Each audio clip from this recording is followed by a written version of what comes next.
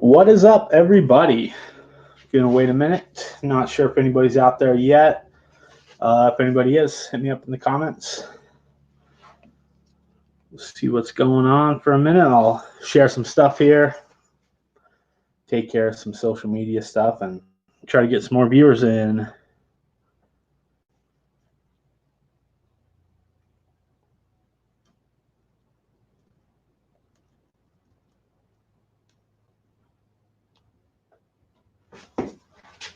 Cool, let me share it around.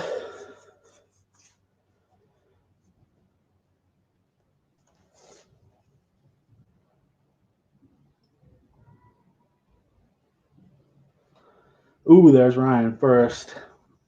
Hi, Ryan. How you doing, buddy? I'm in my garage. I hope LA is good.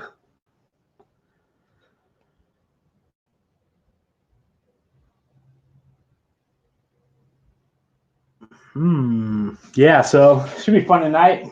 Gonna turn a banana bowl, they call it. It's like a piece of wood that's sideways. You mount it sideways on the lathe, so it spins kind of weird. They're a lot of fun to turn.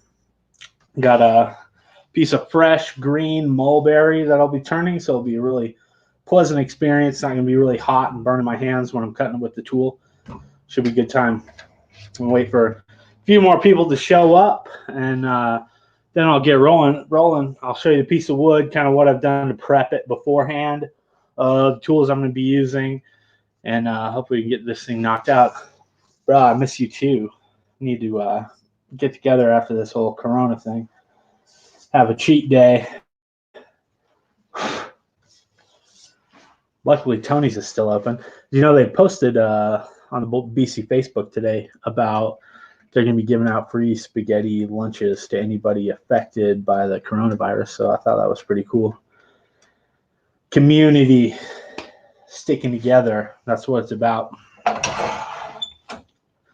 Here, let me switch camera angles here just for fun. We'll show you where I got you set up. Hopefully it's going to work out good. Each kind of right over top here. So the blank's going to be mounted this way, and I'll be spinning it sideways. I may have to reposition a little bit. We'll see what it looks like when we get going. But it should be a lot of fun. I'm excited. I haven't turned one of these kind of bowls in a while, so should be good. Wood by Colin, Rich Ship. How you doing, everybody? Gonna be turning a little banana bowl tonight. Oh, I will tell them to ship you pizza, Ryan. I'll be sure to do that. How's everybody going or doing? Is that the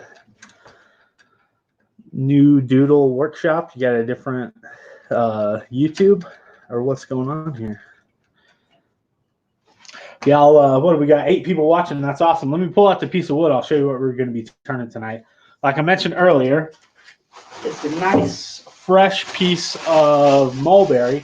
This is came from an old tree in the town that I live in, Boulder City. It was like, you know, right in one of the nice parks in the middle of town, and it just got diseased, and had to take it down before it kind of infected any of the other really big mulberries that have been there for 60, 70 years.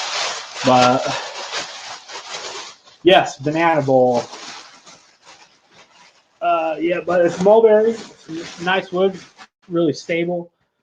Cuts good. It's got some nice figure in the end grain. You can see a little bit of a check right there on each side, but I'm not super concerned about that. We're still going to lose a bit of it up and through here from turning it. Before I put it on the lathe, I took a big Forstner bit and I made a flat spot on the top of it, and I pre-drilled for the screw chuck, so that way the face of my jaws can rest nice and sturdy against this, and the screw chuck will be in there. I'll still have my tailstock up for support, but it won't really be a necessity, and especially based on the size. It's not really big. Let's see what we got.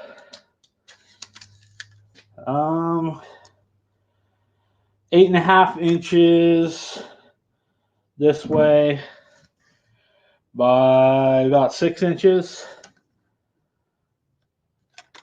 You can see that. Yeah, about 6 inches across. So get a good little bowl out of it. I'm shooting for a nice smooth curve from the bottom to the top. I might put a little bit of a cove in here so it'll kind of act as a foot to sort of elevate the piece as when it's sitting on, you know, the table or wherever it's sitting. No one's sick in your hometown. That's good to hear, man. There may or may not have been a couple of cases in my town, Boulder City. We're just outside of Las Vegas. It's hard to know, where the information is coming from, if you can trust it and things like that. So I've just been laying low with the family, keeping safe. Today's, what is it? Day 2. It's only day 2 of 4 on isolation for me. We're shooting to stay inside the house for the whole week if we can. Got all my groceries yesterday, so we've just been laying low. That's why I like doing these live shows too. I figured everybody else is hanging out at home and they got nothing else to do, so maybe I can entertain some people a little bit. Let's see. Let me switch the cameras and I'll get this piece chucked up and we'll get rolling.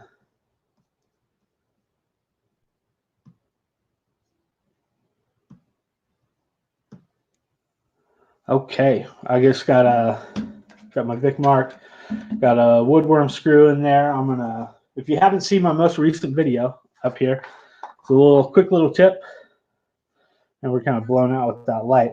This is just a beeswax and mineral oil that I mixed myself, Braxton's Bowl Butter. So I'm just gonna smear a little bit on there. It doesn't take too much. Let's see if I can get you a little closer. Maybe not.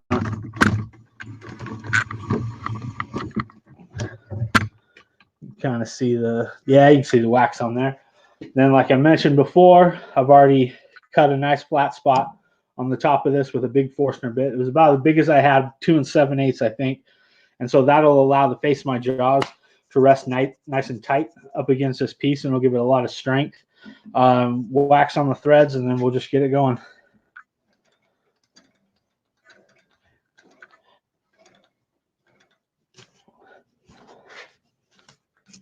This is going to be a fun one to turn. It's been a little while since I've turned a banana bowl or whatever you want. This is what I always call them. But they are a lot of fun to turn. A little bit challenging because you're cutting the air quite a bit, but they're not as intimidating as you'd think. All right. Okay, we'll back everybody up.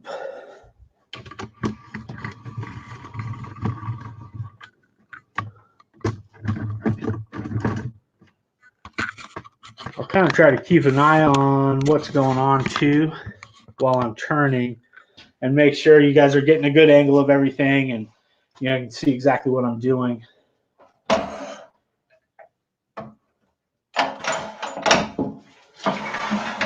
Bring the tailstock up. Like I mentioned earlier, we're nice and tight against the face of these jaws. We got a lot of screw in there. So this thing really isn't going to go anywhere. It's nice and secure, but just for a little extra safety, I'm going to put the tailstock up. It's always better safe than sorry. Just like staying home, right? We don't know. We will never really know if we overreacted, but we'll definitely know if we underreacted. Always, hey, check, this is a good example right here too. I'm hitting my tool rest. So always make sure you give it a little spin before you crank that motor on, because you can get into some trouble. What I'm going to do first is start at the end. I'll use a draw cut. I'll be using my 5/8 bowl gouge. This is a Thompson bowl gouge, Jimmy Clue signature with his quick release also. Super good setup, really strong, really solid. I love this thing. So I'll be starting with a draw cut like this until I've got a nice clean flat surface, and then I'm going to put my tenon on there. And then once I know where my tenon is, I'm going to work on the outside and start to round it off. So let's see. Let me jump back on the comments real quick before I get rolling. See if anybody has any questions before we get started. Let's see here. Cool. All right. What do we got? Usual cool. Las Vegas must be hard to quarantine. Staying, yeah. The strip shut down, so it's kind of easy to quarantine now. They shut down. There's no gambling establishment open in the whole entire state of Nevada. No slot machines at gas stations, grocery stores, nothing. So everything has been shut down for 30 days, which that'll keep people out for sure.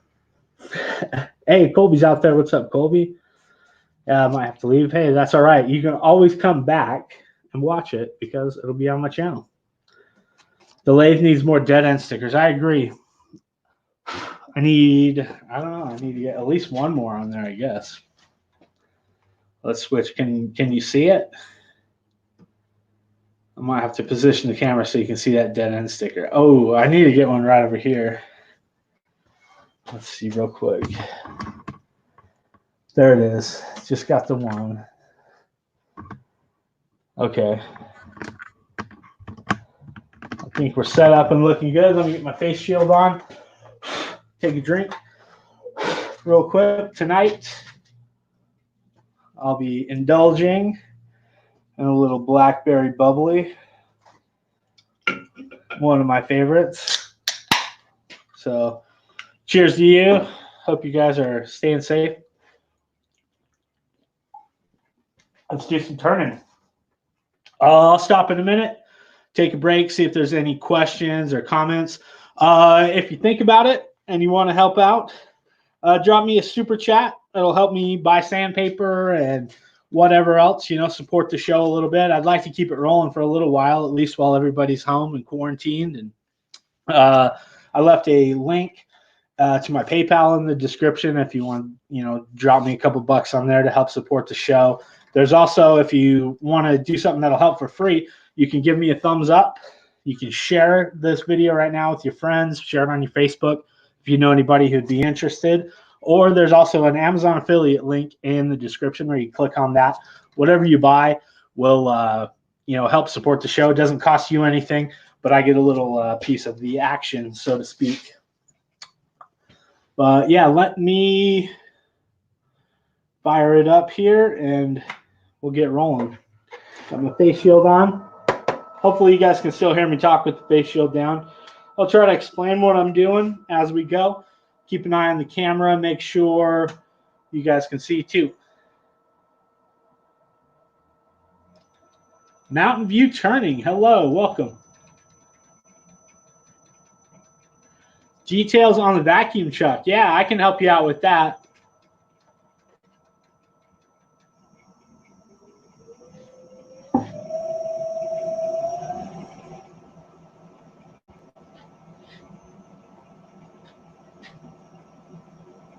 So that looks good for now. We're spinning about 450 RPMs. Like I said, I'll be doing a draw cut across the bottom to expose some nice clean flat wood, and then I'll put my tenon on.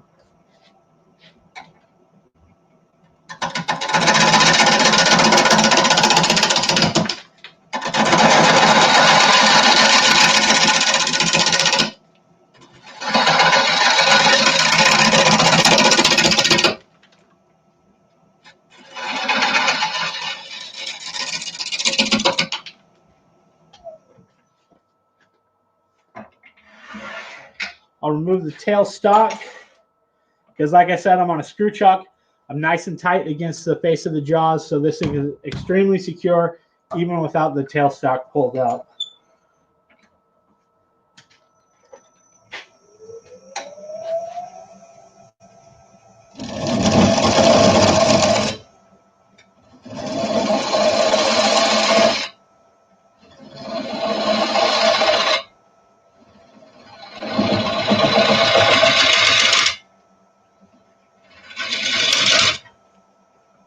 Okay, there we go. This stuff is cutting like butter too. This was, I think, cut down about a week ago, so it's nice and green. Let me mark out my tenon.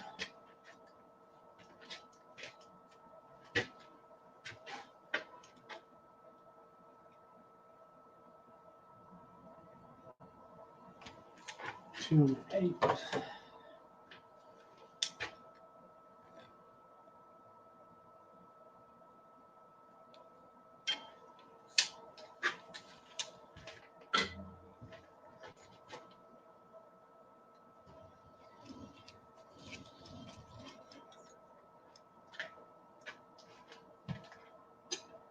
You guys see all right? Maybe I'll move you just a little bit.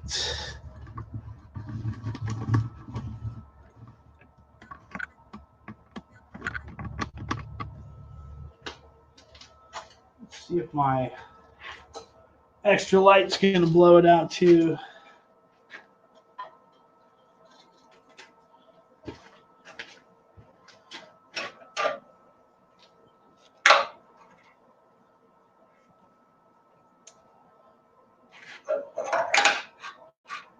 Oh yeah, that's gonna blow it out one. All right, we'll be fine without that guy.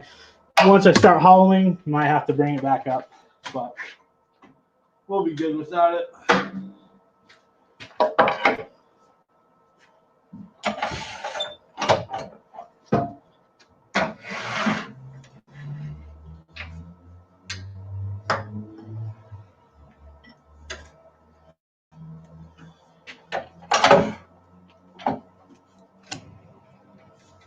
Okay, got my tenon marked out.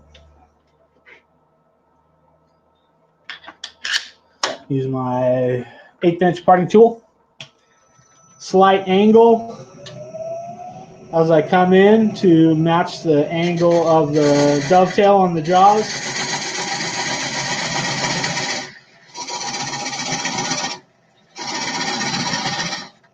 We'll come in about 1/4 of an inch, maybe 3/8 of an inch.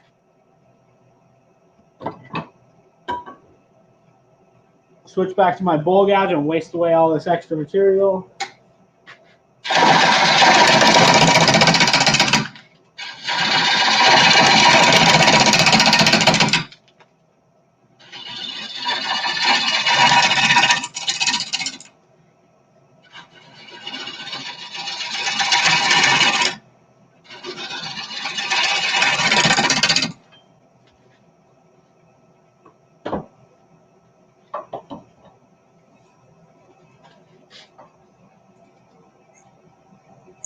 Oh.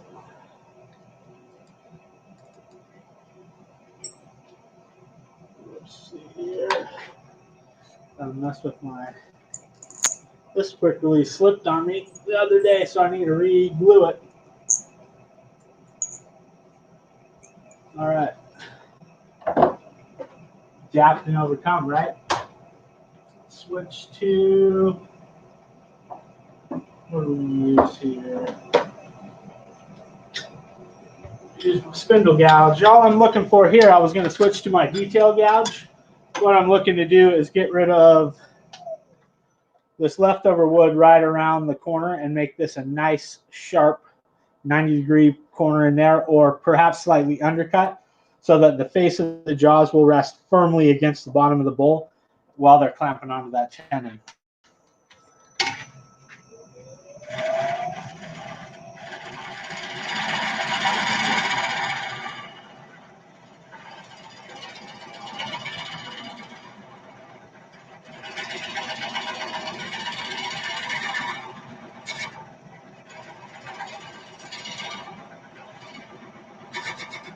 Okay,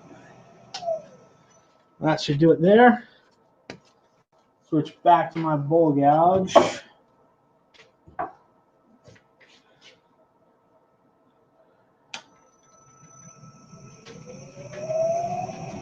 Actually, I need to reposition my tool rest now. Get it up against here. Continue with the draw cut. And kind of take these wings down a little.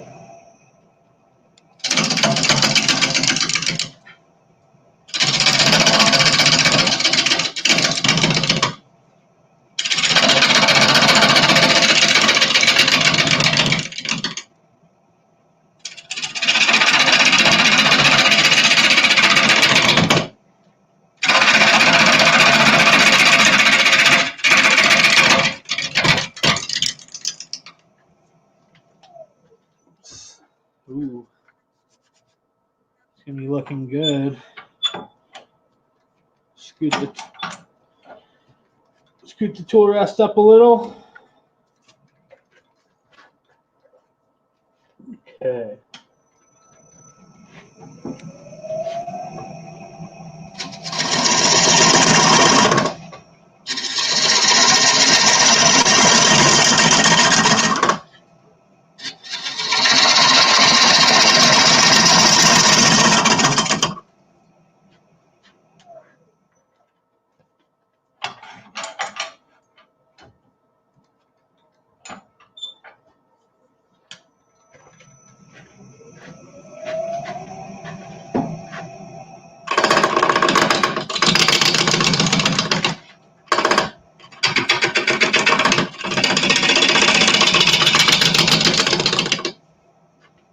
Yeah, these ones are fun to turn, but you got to cut a lot of air. So that means taking it slow. Woo! Got to tighten up the screw a little bit. Scoot her up. A little bit too big of a bite on that one.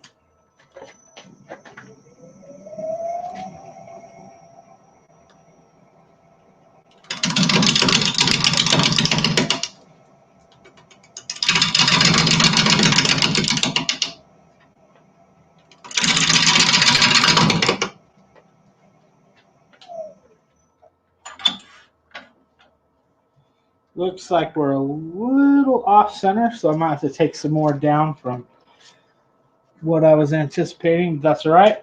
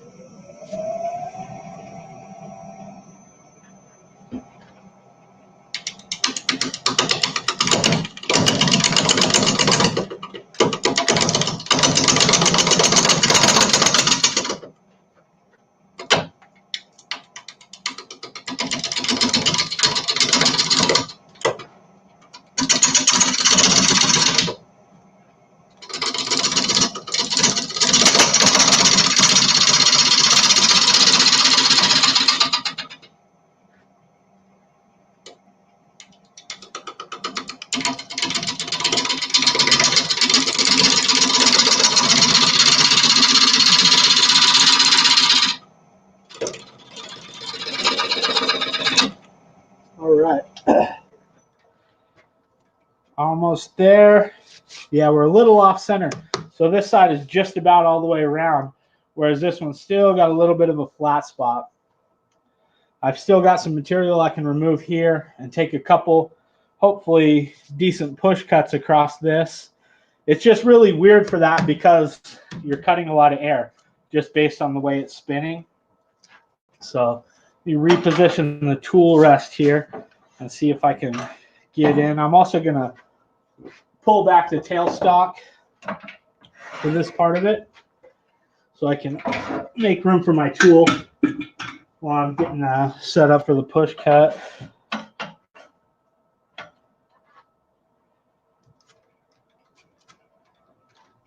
Let's see, here we go.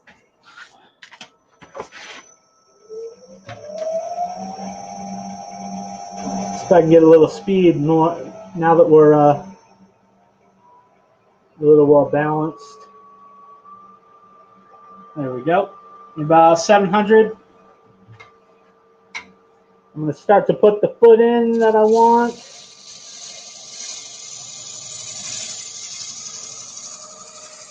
work it around until I can start writing on the bevel. And then I'll open it up.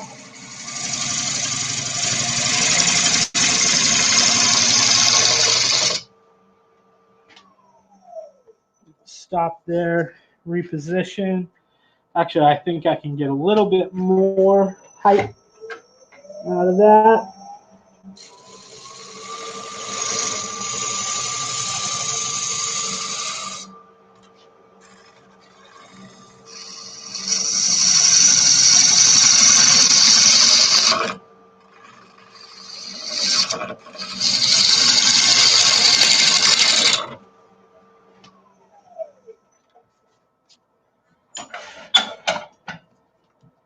Reposition again so I can get behind the cut and continue along.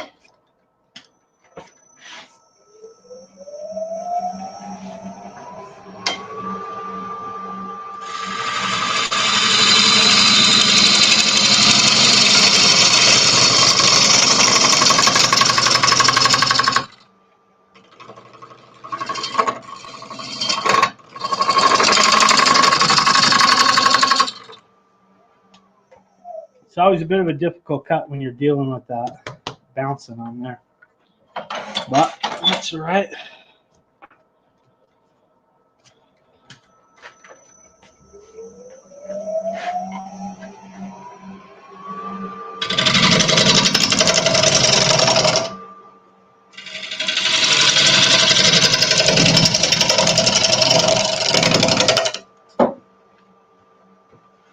Scrape it a bit here too.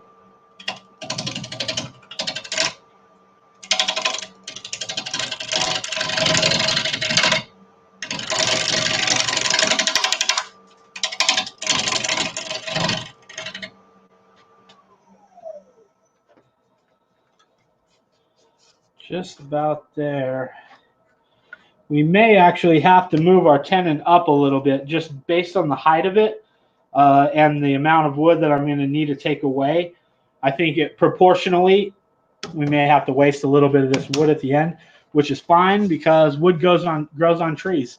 So don't be afraid to waste wood to get an ideal shape. The form of the piece is far more important than the amount of wood that you preserve, basically, is my opinion. Let me jump back over to the comments real quick. We'll take a quick break here because it looks like I got a super chat from Richard. Thank you so much for that. I really, really appreciate that. It means a lot to me. It's going to help keep me rolling. Getting low on the old sandpaper supply, so, you know. Where's my other camera here? There we go. Switch it out. There we go. Guess, oh, whoop. Bill sawdust. I gotta be looking presentable here. Let's see. Ooh, Sterling's out there. Hey, Sterling, how you doing, buddy? Getting that live edge rolling. Yes, sir. Yeah, these ones are fun. It's looking good so far. May have, depending on how much more wood I have to take away, may fill these little cracks a little bit with some black CA. It is pretty wet, so actually I might just let it sit and see what happens for it for a little while. Let me get back to the other camera here. And there we go. Cool. So I'm going to do a little bit different. Traditionally, you don't want to push from the top to the bottom because you have unsupported grain. That's why you always want to go from the bottom to the top. So as you're cutting, the grain behind what you're cutting is supporting it. And that's why you get such nice clean cuts with a push cut. Coming this way, it's unsupported, so you may end up getting a little bit more tear out. But that's going to be easier for me to determine the final shape of the bowl. So I'm going to come in from the top and try to cut in a little bit because I am thinking we're going to have to move our tenon up, which is not a big deal. I'll see first, once I get this side flattened off, I'll see what it looks like and then make that judgment at that time. So, you know, we may be able to stick with this. If not, no worries.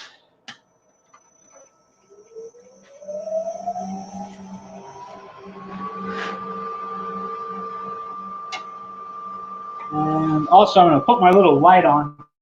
This with these, hopefully it doesn't blow it out. But this is more of almost like a little bit of a safety issue. It's hard for me to see where I'm starting my cut because it's like a ghost line. So let's see. Here we go.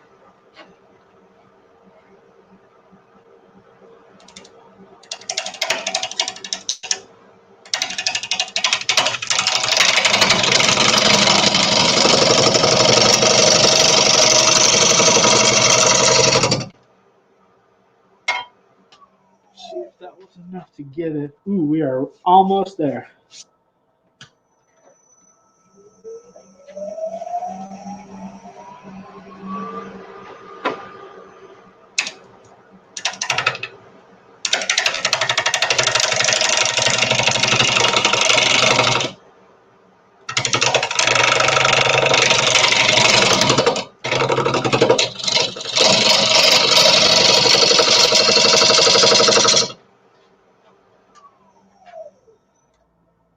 Okay. Got them both flattened off now. Let's see.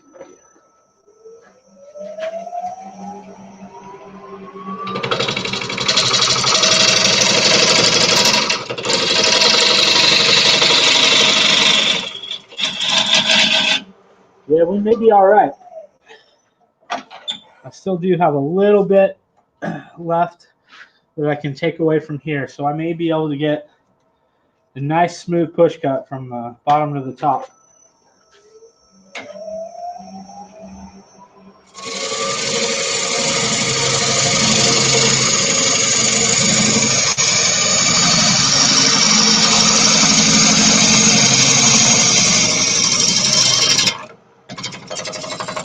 As you can see, it starts to lose it right there.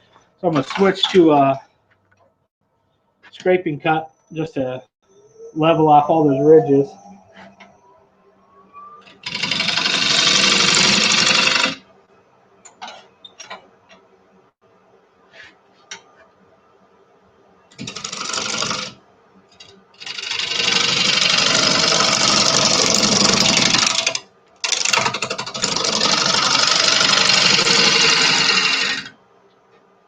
Yeah, I think we're going to have to go smaller.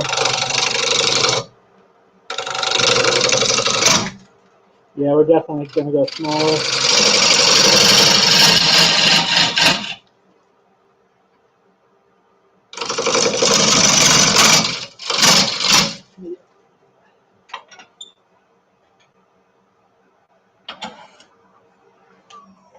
So design change here, like I was talking about, we're a little too tall to achieve the curve that I want to see. So I'm going to move this tenon up.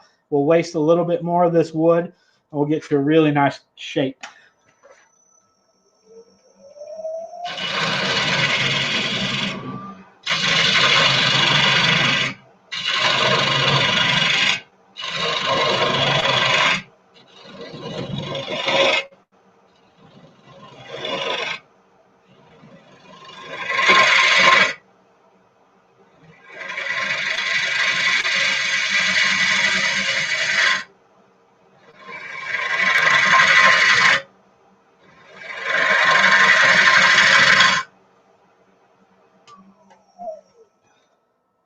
Oh yeah, that's going to expose some of that nice heartwood in the bottom as well. So I think this will be a good design change.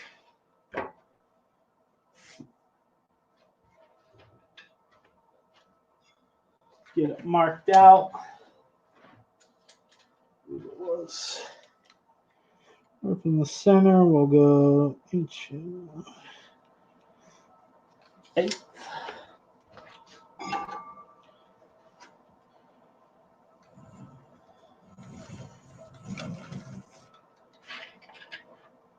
Okay. Let's see if I can get this thing out of there. It sure is nice to use that little. You got to grip it at just the right area because what happened was my epoxy broke inside the. I didn't use enough epoxy, so it gave loose. Every once in a while, it does that. Usually, I can get it to unhook on me, but of course, now that everybody's watching, it's not going to work.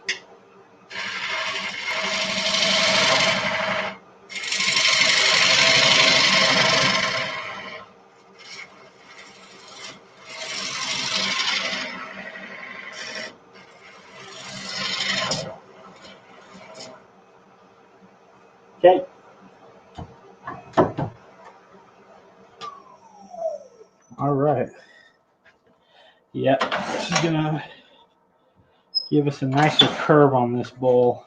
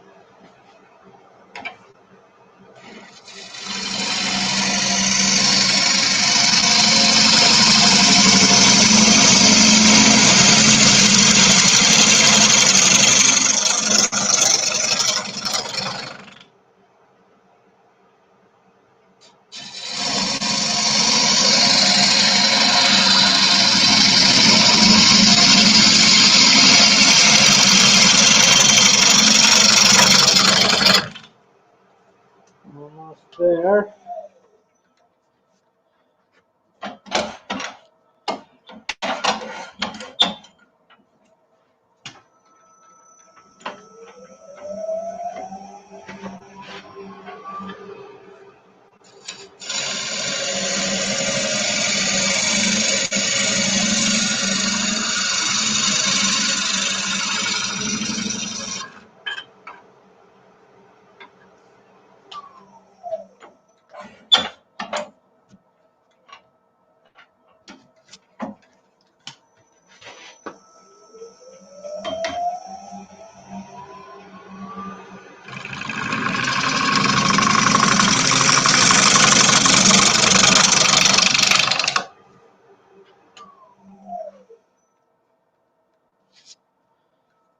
Okay. I think she's looking good.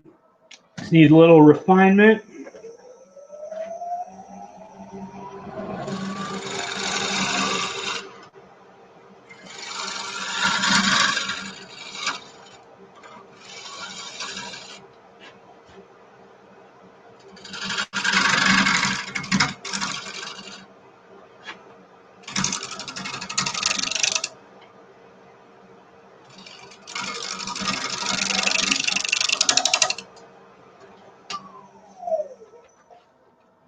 Yeah, I'm quite pleased with that.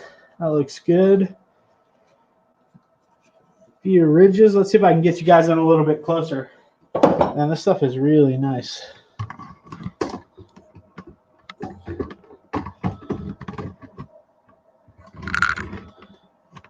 How's that?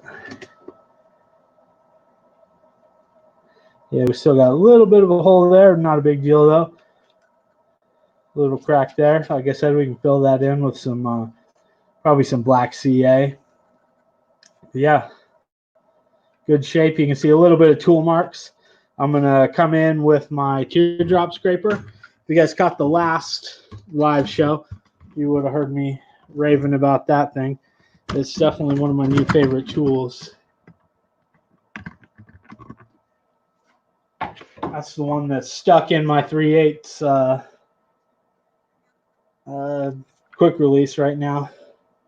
Just a teardrop scraper with a little bevel on it there, and right on the tool rest, about a 45-degree angle, and it gives it a nice shear scrape, and it'll clean up, whatever kind of tear out and ridges and things like that are left in your blank, and really help you kind of finesse the curves.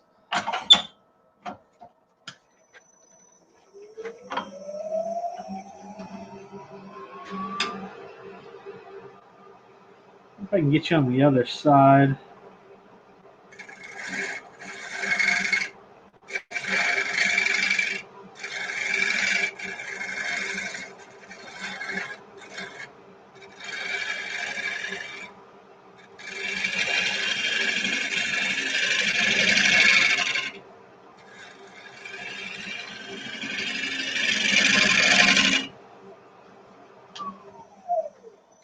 Yeah, this stuff is really wet, so it's going to be difficult to sand.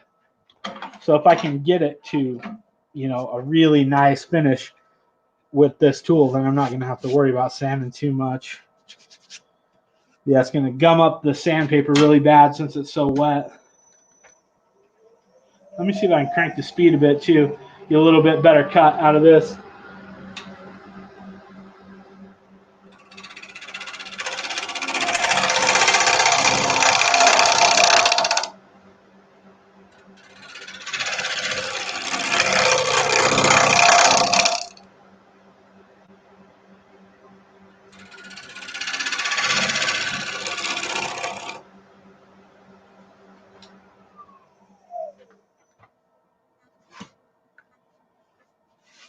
Coming along, there's a little bit of a bump right here, so we may have to take it down in size just a bit to compensate for that.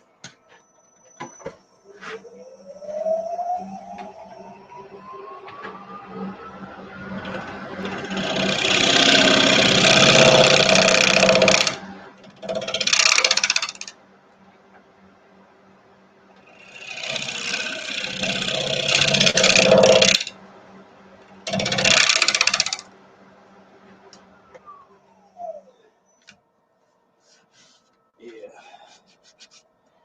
A little bit more. I might grab the bowl gouge and hit it a bit.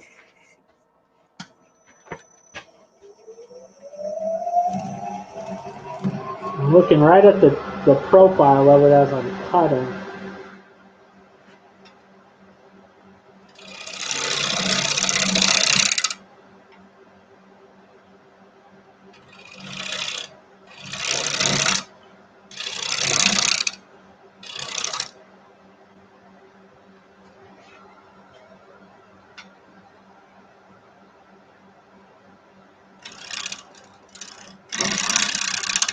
Ever so slightly. Yeah, it's looking pretty good. We may have to peel this bark back. We'll see how well it stays on. But yeah, I think I am happy with that finish. So let me run through the sandpaper real quick and see how well that does. And we'll flip it around and start hollowing. Whew, sorry, caught the camera.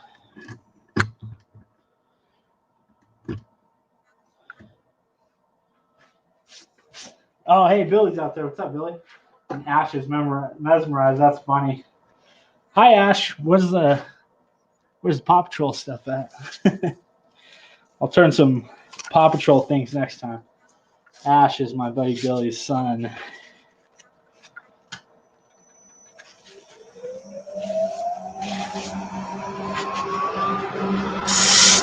So I'm using I'll slow it down for sanding. I'm using a little sponge. This was old 320 sanding sponge that I'm just going to wrap my paper around so it doesn't burn my fingers. Of course, this is not really going to burn it because it's so wet, but it'll also help even out the pressure.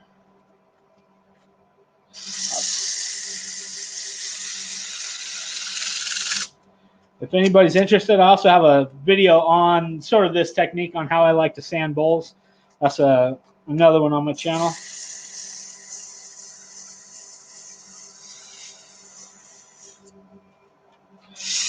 Yeah, it is gumming up for sure. The sanding sponge makes it easy because it absorbs the impact of the bowl and doesn't really hurt your fingers.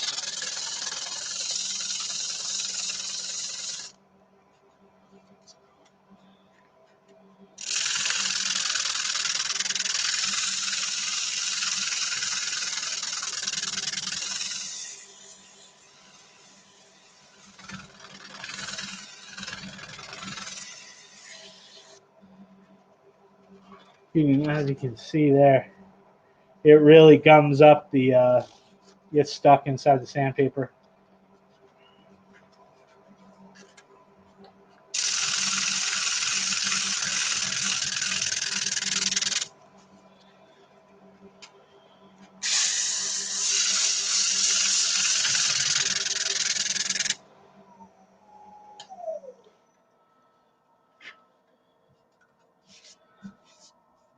Yeah, That's all right. Yeah, I think that'll work. A few lines in there, but like I said, it's so green, it's going to be really hard to get a good sand on it.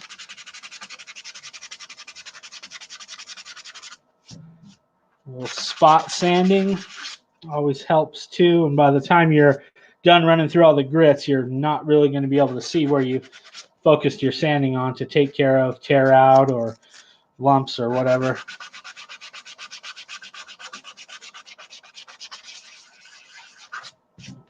Okay, let's move on to the next one. I like to go forward and reverse when I'm sanding.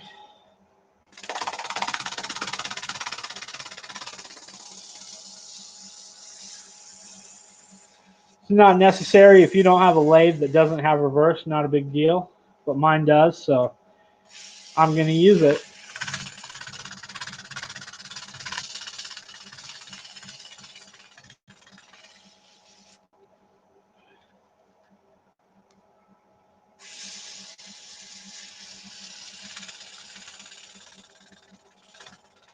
There's Isaac. I will sand the bowl, Isaac. Thank you for your encouraging words.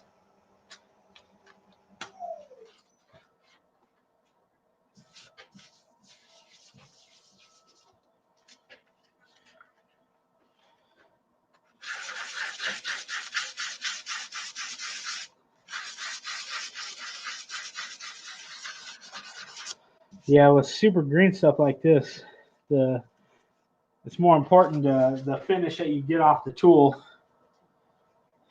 So if you're left with a lot of tear out, it's going to be super hard to get it out of there. Luckily, this wood is nice and dense and cuts smooth when it's green, so I lucked out.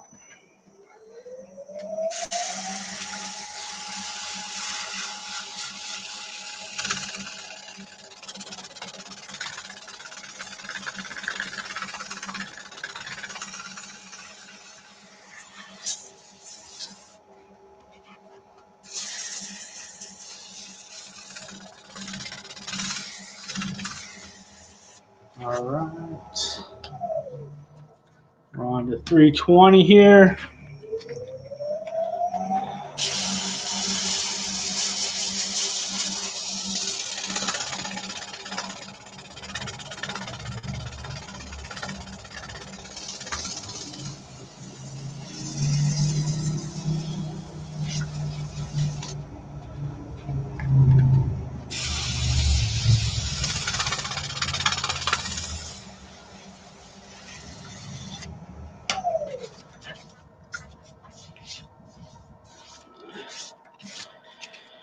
Looking good.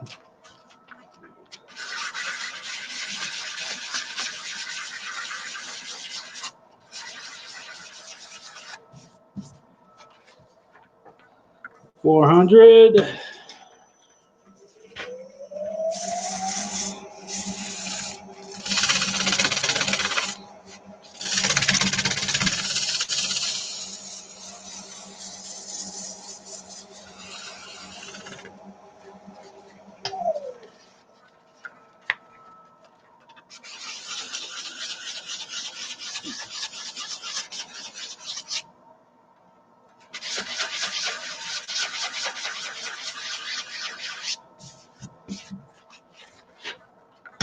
And here we go with the 600.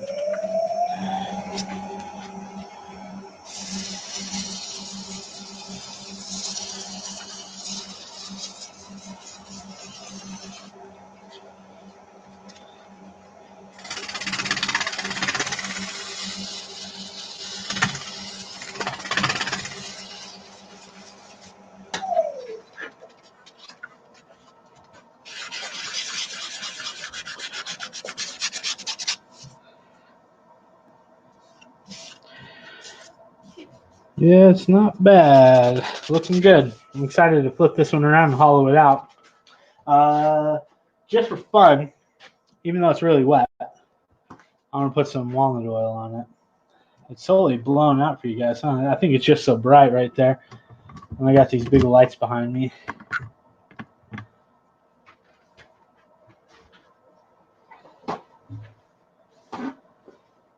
going to push it all out of the pores, the walnut oil, that is, when the water comes out. From, you know, all the free water and moisture that's in there as it evaporates, it's going to push all this walnut oil out. But it'll be fun to see what this thing is going to look like when it gets, you know, dry and a finish on there. Oh, man. This stuff is awesome.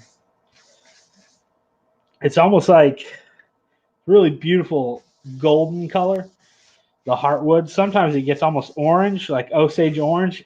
And actually turning it, it really reminds me of it, the grain structure and, you know, how dense it is. It's very similar to Osage orange. But, yeah, man. I might have to go pick more of this stuff up.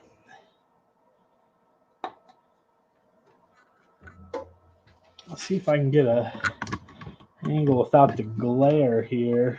Kind of hard with those lights. But yeah, it's pretty stuff.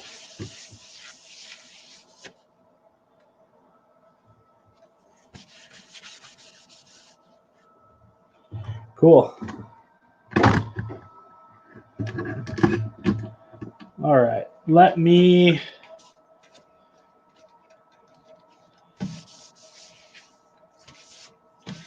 pull it off. We'll flip it around. I'm going to mark my center too for when I rechuck it and turn the foot off. Real quick, I just want to get rid of a little nub.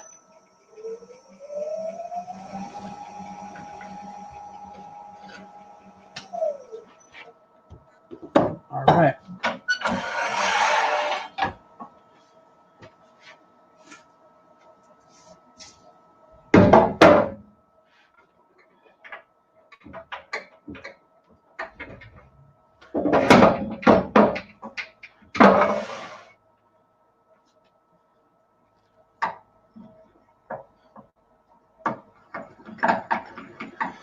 It's always a good idea to mark your center on the bottom, and that'll make it a lot easier when you turn it around to get the tenon off of there. You'll have a spot where you can line up your tailstock, and you'll know that it's going to push it up nice and even so you don't end up with it kind of wobbling around. Okay, let me pull this off, turn it around, and I'll take a little break, have a drink of the bubbly, and maybe answer some questions.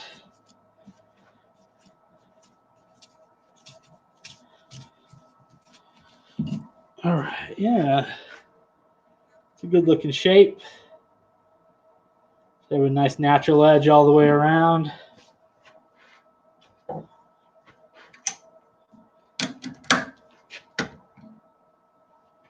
Any questions out there so far about what's been going on, or well, anything else that I can answer? Turning wise, that is.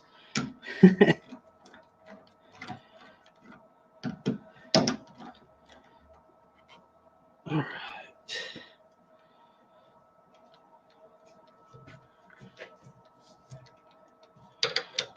So since this wood is green, the fibers in this tenon are going to want to compress. So I'm going to snug it up now.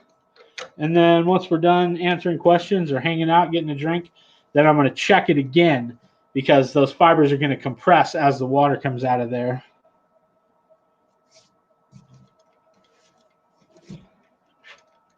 All right.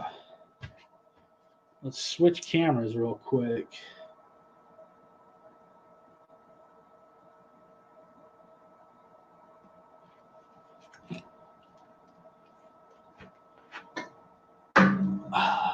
Don't look like we got any questions going on. I saw Nick was in there. What's up, Nick? How you doing? Yeah, everybody's focused, hyper-focused on what's going on. Nobody's even asking questions. Let's hear them if you got one.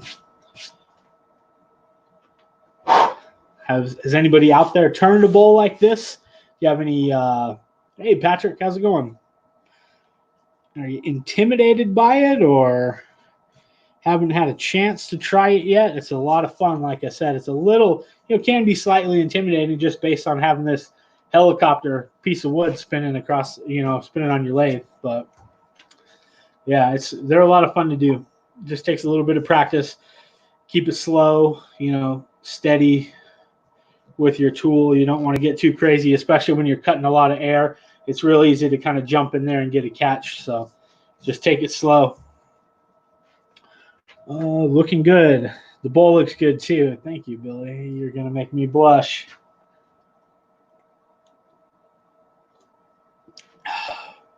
This piece of wood was cut down from the tree probably, a week ago, maybe? I might have a picture here to remind me of when I got the wood, because that's what we do, is take pictures of everything now. Maybe I don't. Oh, March 12th got cut down, March 12th. So, yeah, 12 days ago. Close to 2 weeks in.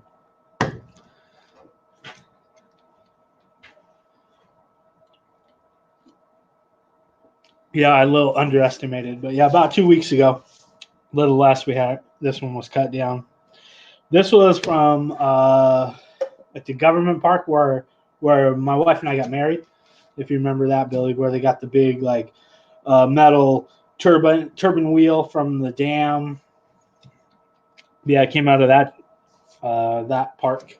Then there's some more stuff that I got that came out of the park across from the bowling alley, and then also there's something that came out in front of the rec center. They're all like really old, giant, historic trees. Don't tell me what to do, Ryan. Woo. Getting crazy off the bubbly. All right. Let's get back to turning. Although I did see my buddy Nick popped in. I'll have him on once we're done. Hang out a little bit and chat about some stuff maybe. Let me switch the camera though. And we'll get you set up for the hollowing. Let me think what's going to be the best angle for this. So I'm going to have to swing my bowl out, I'll have to swing my bowl gouge out.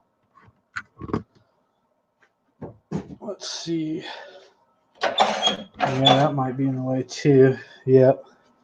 So I may have to pull you guys back a little bit, unfortunately, right now, so that I can get my bowl gouge in the right position for hollowing, but then I can scoot you back in ASAP. Looks like an all right angle. Let's see, I'm going to have to be about that angle right there, so I shouldn't have to worry. Maybe I'll, if I swing up this way, out of the line of fire. I guess that's pretty close to where you were before. Hopefully you can still see the inside coming out. I would prefer a different angle though. In a perfect world, I'd have the camera mounted to the ceiling, but that's not going to happen. So like I said before, we're going to check the chuck, make sure it's tight because the wood is wet, so those fibers are going to have compressed. Yep. Able to get another 1/8 of a turn or so out of there. We're nice and tight up against the face of the jaws. That's the most important part about the tenon, is a nice flat area for your jaws to rest against, and that's where you get a lot of the strength for hollowing. So as this wood wants to flex when you're hollowing, it's supported by these jaws. Let's see. All right. I think I remembered I could get you about right there. Let's see.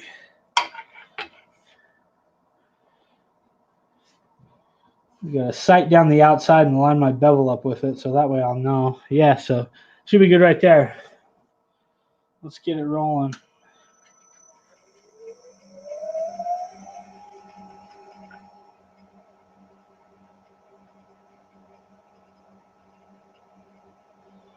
Patrick, no, I am not cranking on it super hard.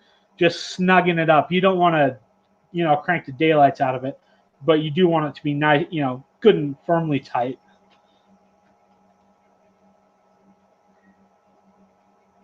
Now nub free, that's correct. Nub free and proud to be.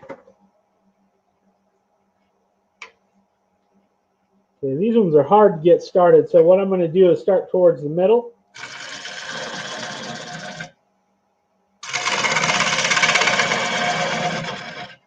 I can tell my tool rest is just a little bit high. I'm going to scoot it in too and make sure I'm not going to hit anything.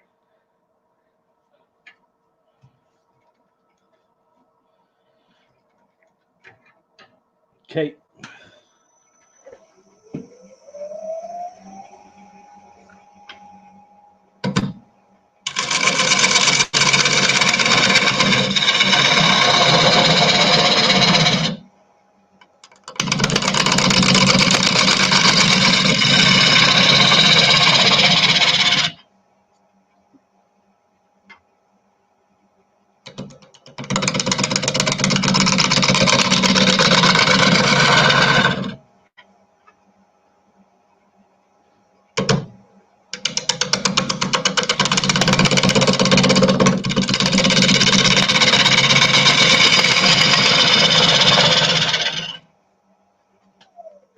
Just slowly working my way back towards the edge, clearing out the material in front of it so I can work my way back until I get to a point where I can take my cut to establish the final wall thickness.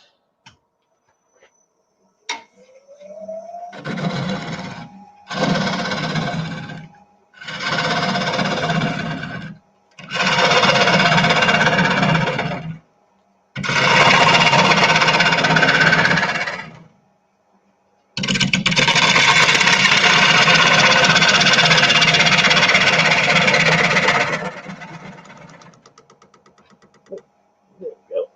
Crank down that tool rest.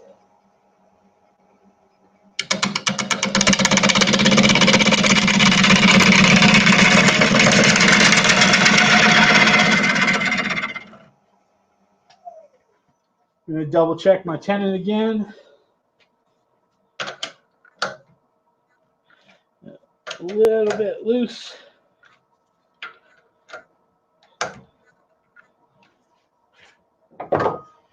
Let me reposition the tool rest too so I can get a little bit better angle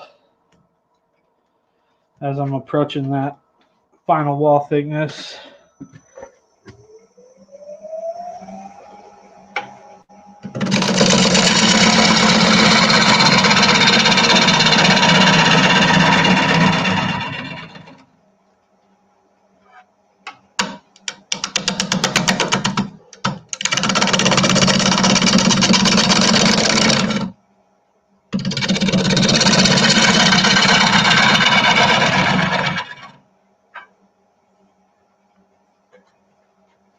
I'm going to pull in my light too, hopefully not blow you guys out. But again, it's difficult to see that rim. So the brighter I can get it, the easier it is for me to know where my tool is going to make contact with the edge. Give a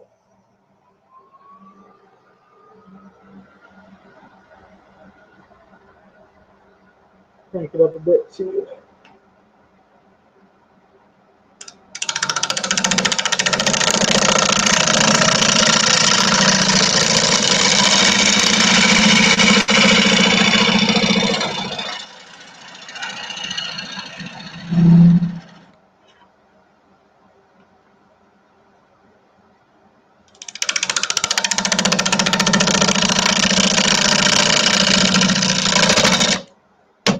Ooh, always be careful.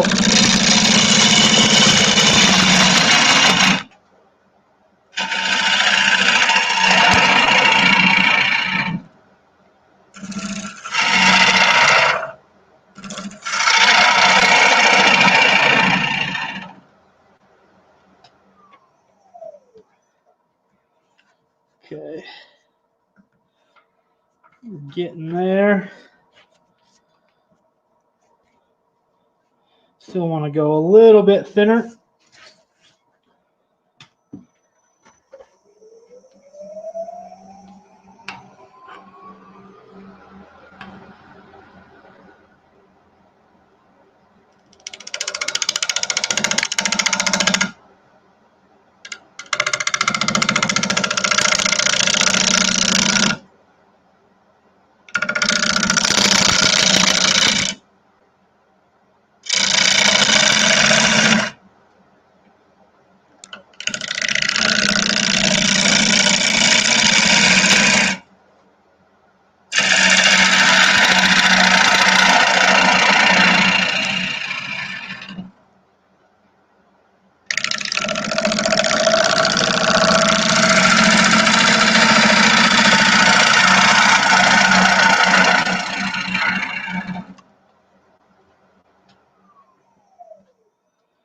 All right. Yeah, there we go. We'll go a little bit more from there, but not much. I'm getting a little bit of flex out of that bark, so I don't want it to break off, but I do need to even out the wall thickness.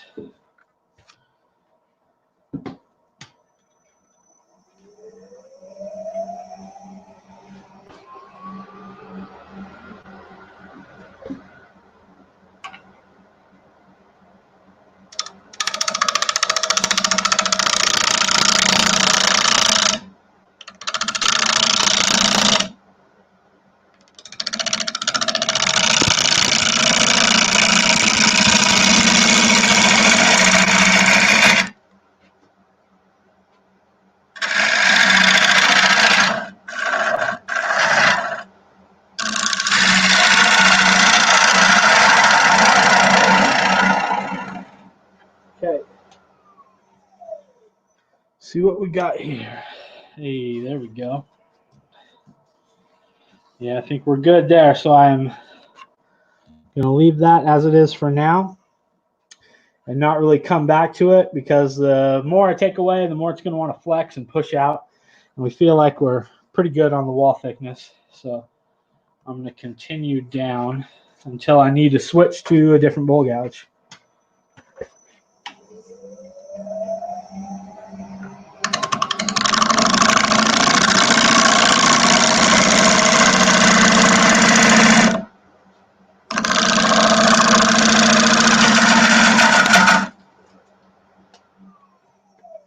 Okay, I want to switch now. We're feeling good. Move my tool rest in. It was getting a little bit hangy.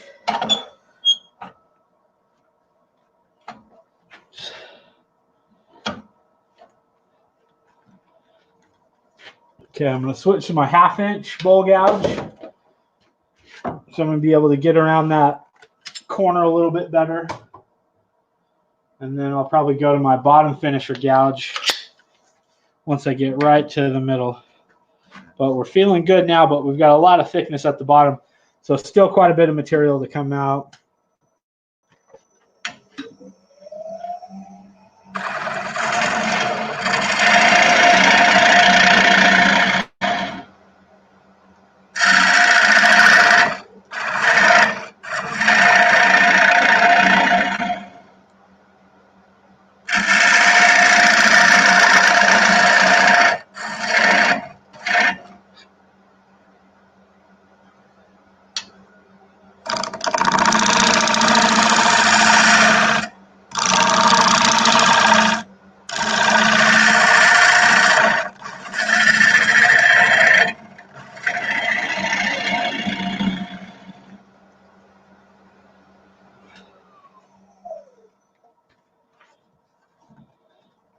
A little bit more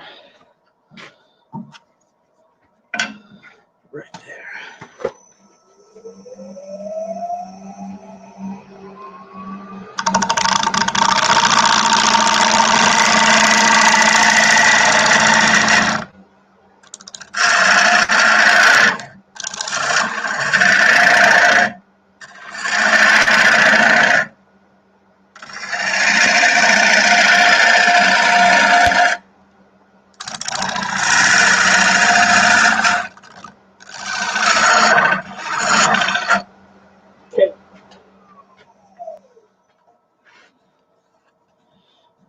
right, she's feeling good there.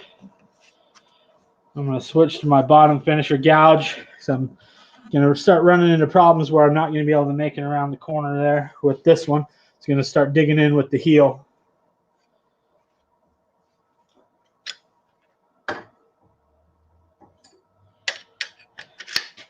So I'll switch to this one that has a much more blunt angle.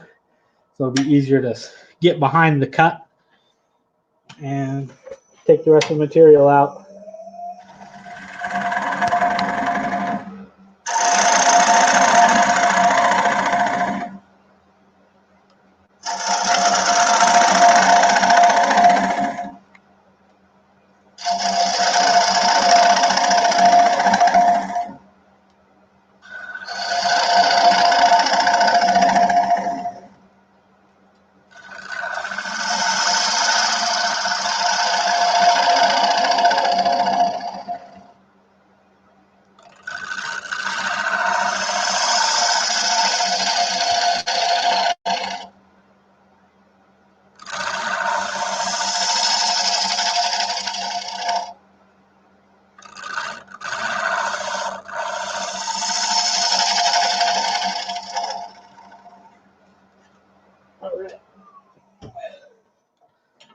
Stop real quick and check the thickness. Oh yeah, we got plenty of meat on the bottom there.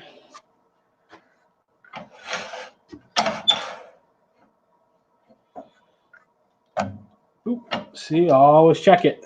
So I just hit that rim there.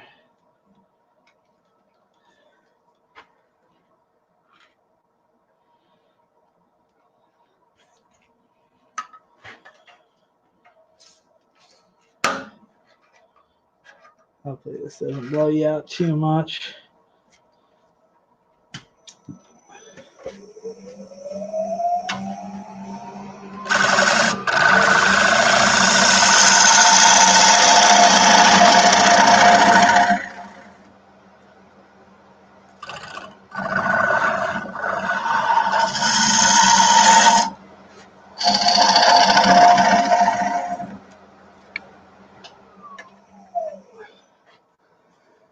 Okay. Actually, I think I might go a little bit more.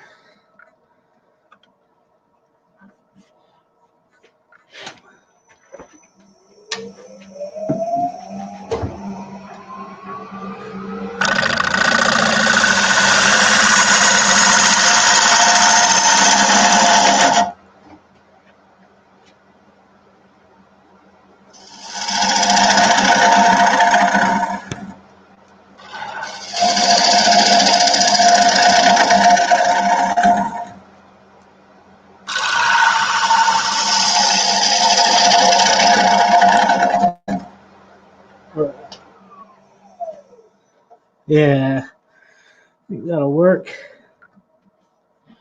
So I uncovered a bit of the little crack that we can see kind of on the end grain. I sort of uncovered it, but now that I've cut a little more, I've cut past it, so we'll be good. I'm going to switch now to my Teardrop Scraper. There's still a little bit of lines and stuff in the bottom that need to be cleaned up, and this thing is going to do that perfectly for me.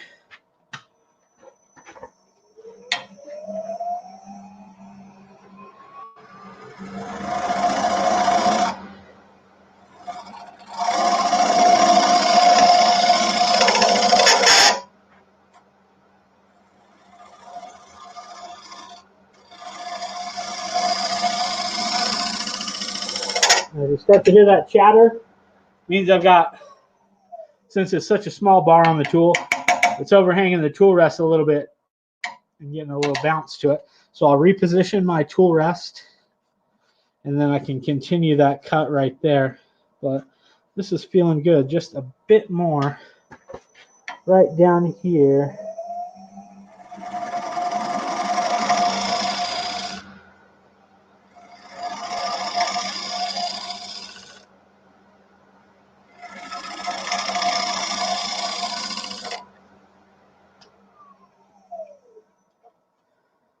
Yeah.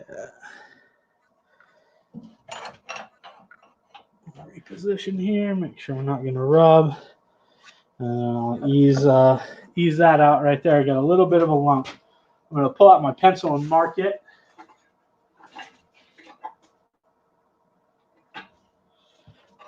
That way it'll make it a little bit easier for me to see where I need to focus my tool.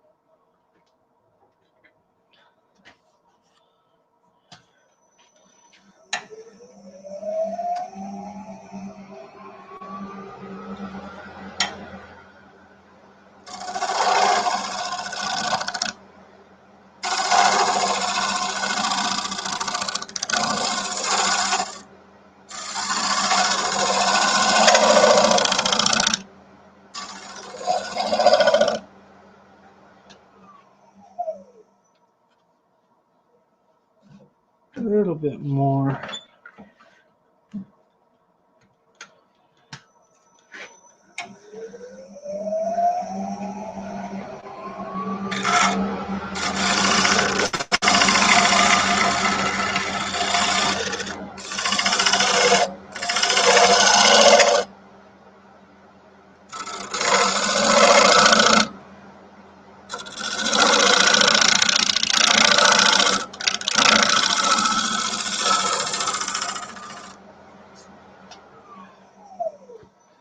Nice light cuts is the key. Don't want to be in too big of a hurry. Then bad stuff starts happening.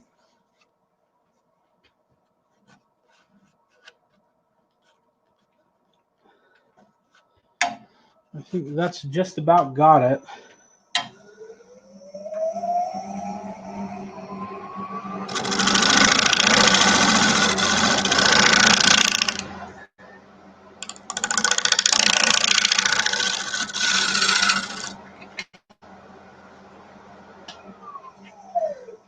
Reposition once more and get the bottom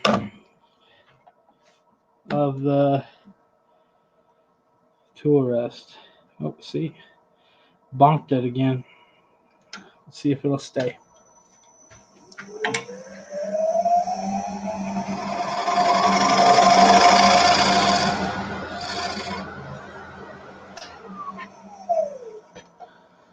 Cool.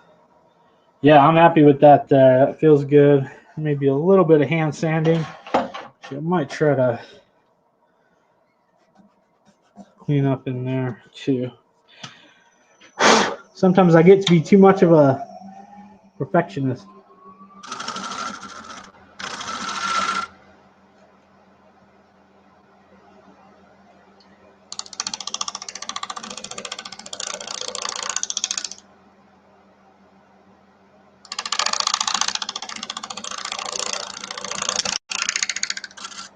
Okay. Let's call that good before I knock another piece of bark off like I did with this. But she's still on there, so I'm going to quickly grab a little thin CA and zap that on there so it doesn't fall off. Talk amongst yourselves.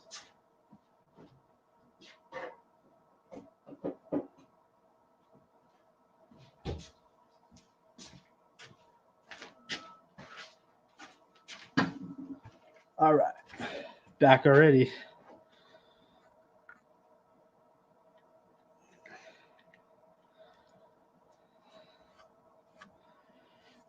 Usually it's a good idea to get some sanding sealer on there before you use this thin CA because it's going to stain it slightly, but I'm hoping with the moisture in there that I'll be all right. We'll see what happens.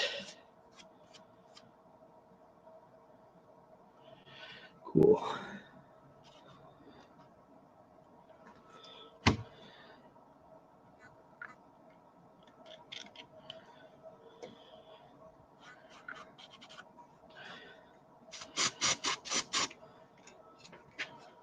All right. You pull out some sandpaper.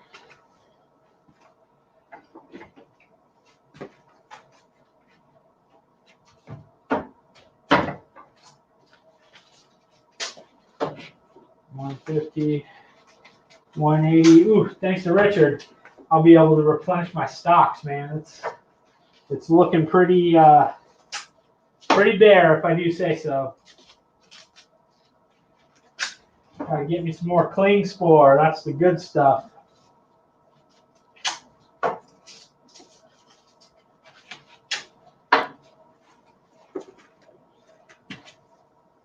All right.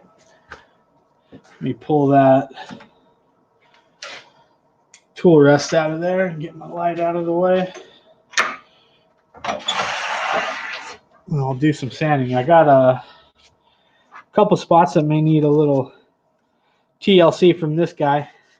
We'll see what it looks like after I run through the first grit. So for sanding the inside of these, a sponge comes in real handy, just based on the wings, and you don't want to knock your fingers into them because they do hurt. I'm going to slow it down.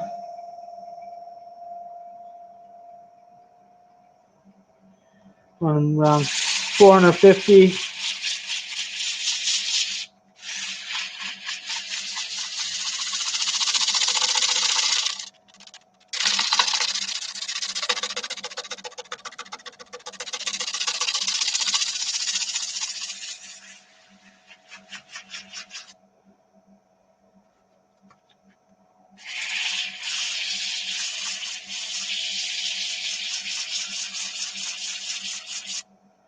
Stuff's, like I said, real wet, so it's gumming up the sandpaper pretty quick.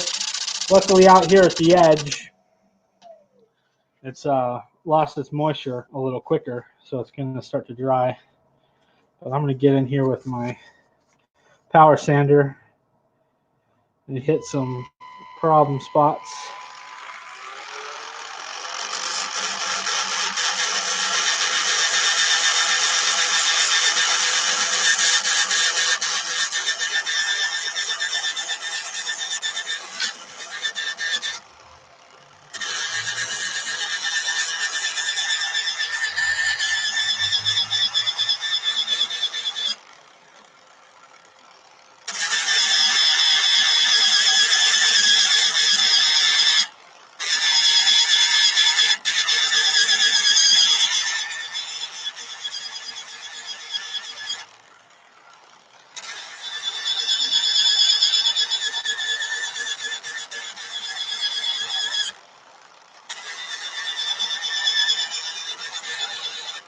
Cool. All right. Well, maybe a little bit more. It's always a little bit more, it seems like.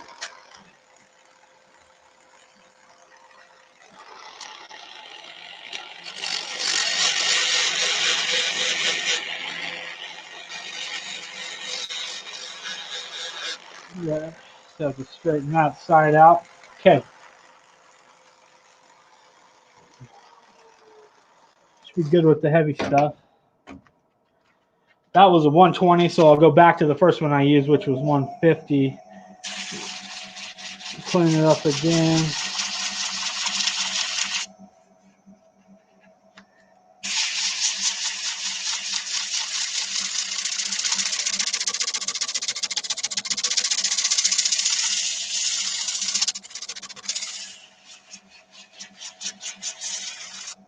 I know this is the most boring part. What's everybody doing out there? Hey, Portal, what's up, buddy?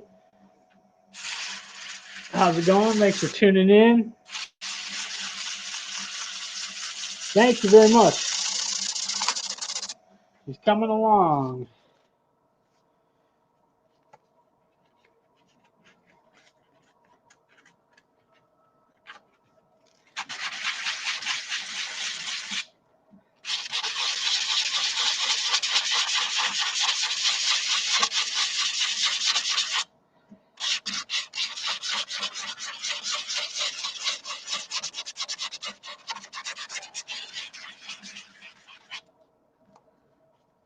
Okay, next on to the 180. Ooh.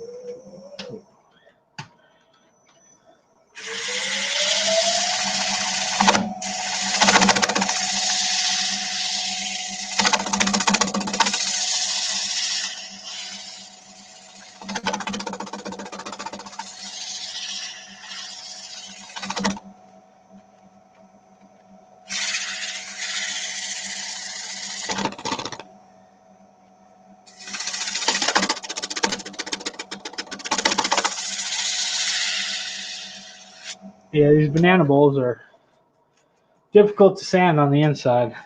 Outside too, but the inside especially. As long as you can mostly get, all the tool marks out and the high ridges, you'll be good to go with the sandpaper.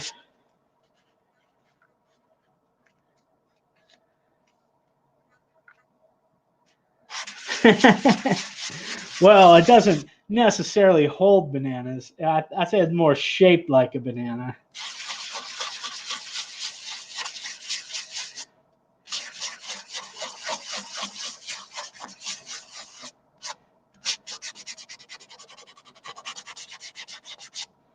Okay, next, what do we got? 240.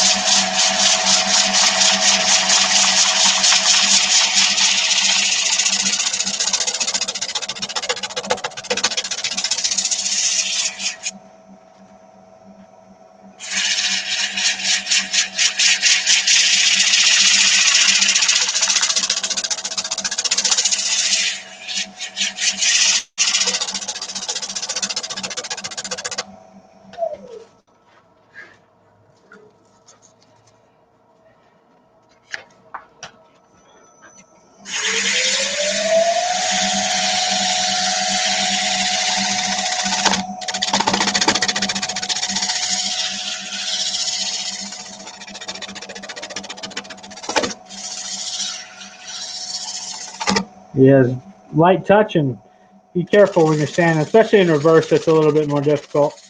You just got to pay attention to where your fingers are and how you're angling the sandpaper so it doesn't get jabbed in there and rip it out of your hands.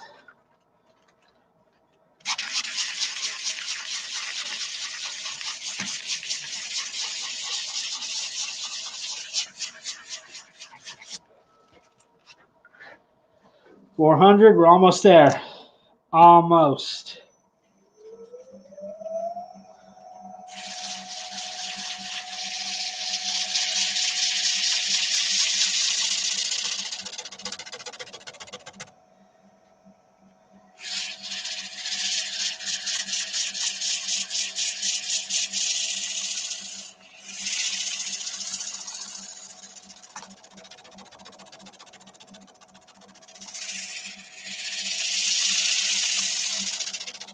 I thought it was a jointer, not a joiner, but he's late to the show. This is mulberry.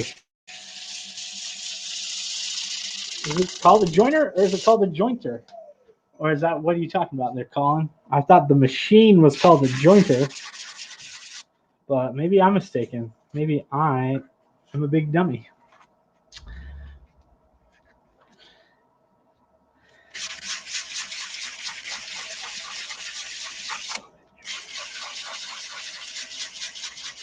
Okay, 600 coming up. Let me give her a little blowout. See if I can get some dust out without knocking my light over here. My goodness. You saw my post on Instagram. You can see my setup right now. What I'm working with. I got my lights on either side. The camera set up. It's official. Big business.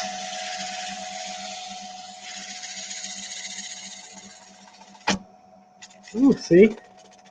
Gotta be careful or it grabs it.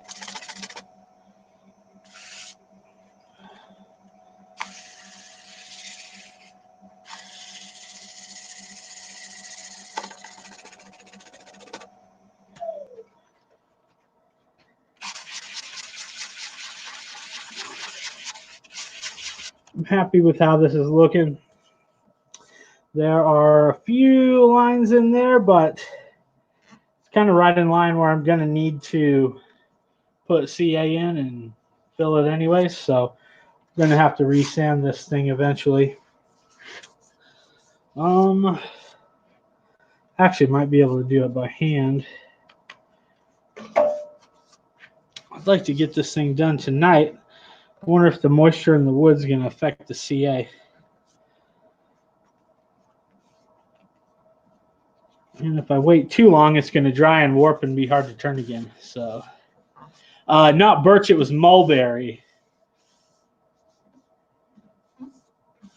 There we go. Joiner is a machine. Joiner is a person.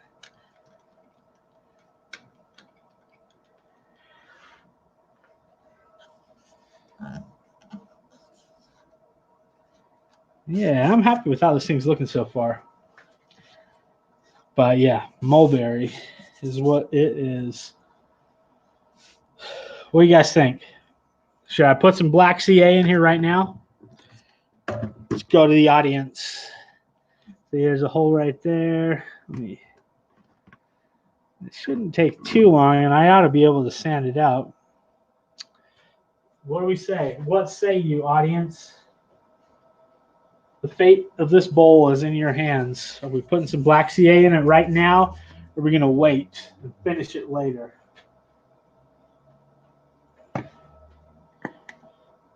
Let's hear it. We got 9 people out there. I want to see 9 answers.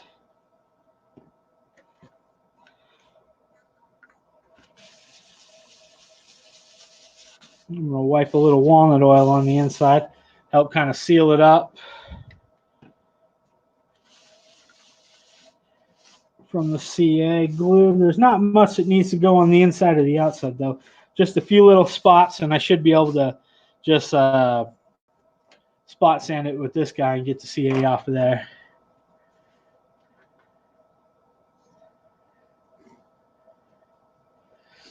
Yes, before it cures. Natural kind of guy. Mulberry. It's a nice wood. I like it a lot. It's really stable and dense and cuts well, and it's got nice colors. It will warp too much later. Yeah, it may. And, you know, I've got it turned a nice even wall thickness here, so hopefully it's not going to lead to any more cracks. But, yeah, I think we ought to just get the glue in there right now and be done with it. Let me go grab it.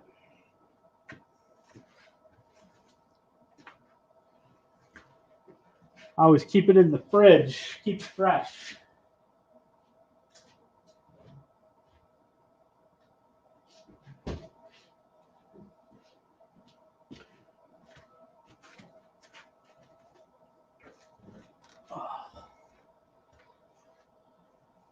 Okay.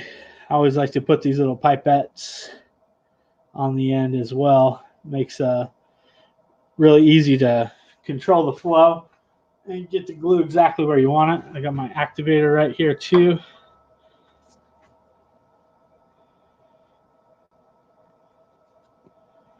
Oh, we got to pinch the end.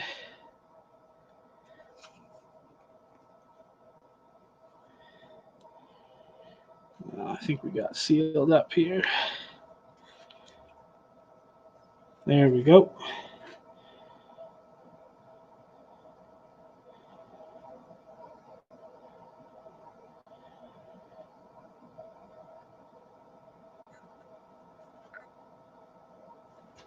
We get the center. See if I can get you guys in a little bit of a better angle to see this.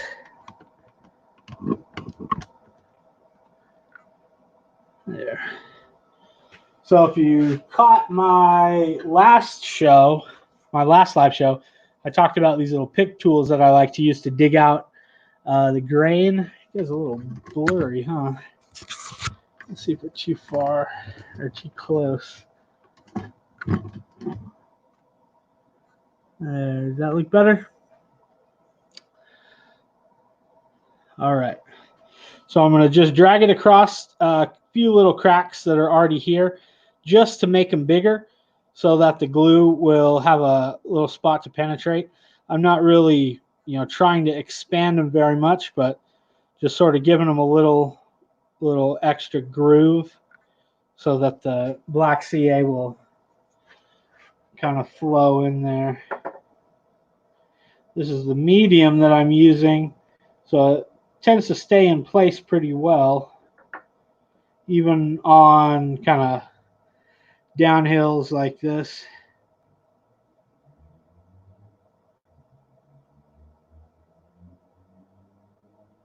Let's go little by little. I don't want to build it up too much. There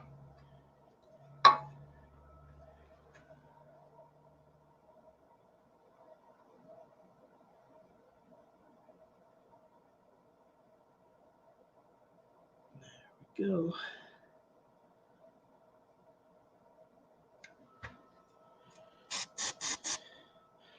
When you hit that activator, it usually makes it flow a bit too. But yeah, I think that'll be good. Let's get to this other one. This one's a little deeper on this side. I can't tell. You guys see all right? Is it focused good? It's hard to tell on my screen here. Let me expand these ones just a bit.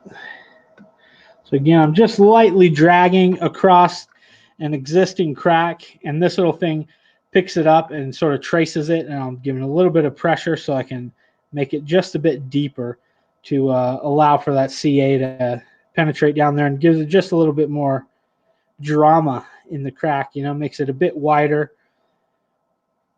without actually causing any damage to it.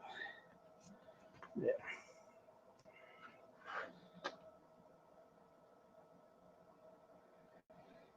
It's a little deep in the center, so I'm going to fill this one first and then hit it with some CA or activator. Yeah, it's been cool hanging with you too. Thank you. I really appreciate taking your time and checking out what I'm doing. It really means a lot to me.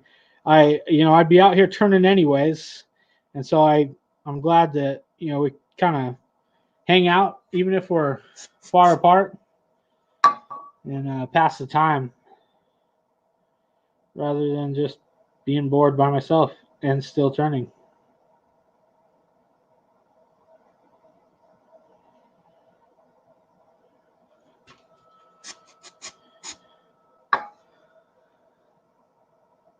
Yeah, I think that's got it.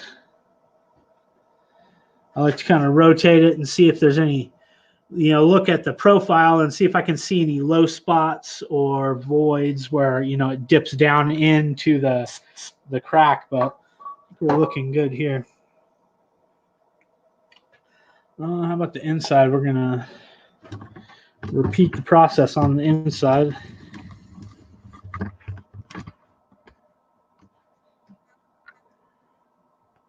May not be able to see it super well.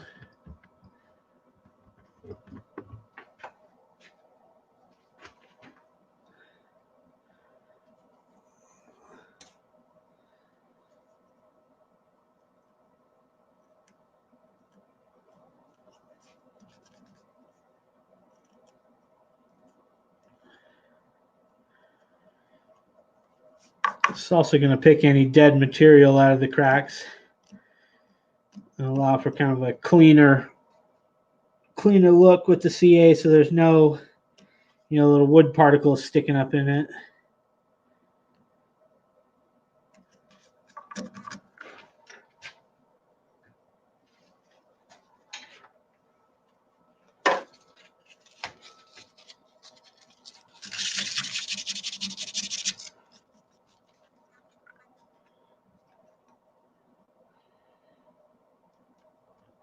This one's got one that goes kind of far down through the middle. This black will look good with the darker lines in the grain too. It'll really sort of help accentuate those.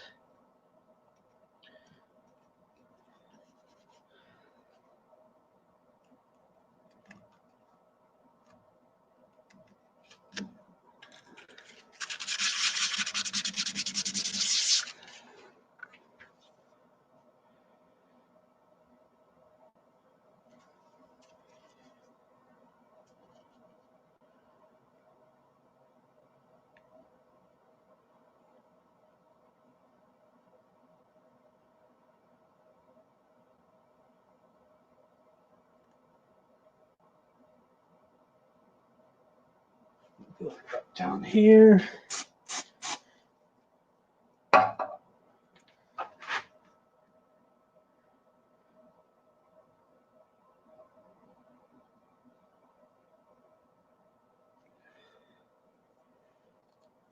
We got a plug in our line here. I might have got a little too excited with the accelerator and sealed up my, there we go, the end of my pipette. There it goes.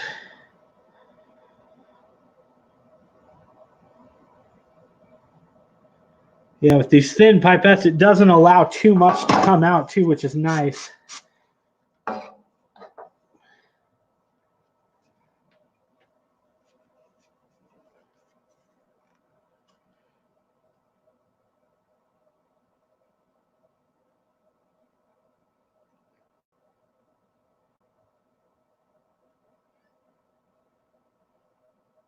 Okay.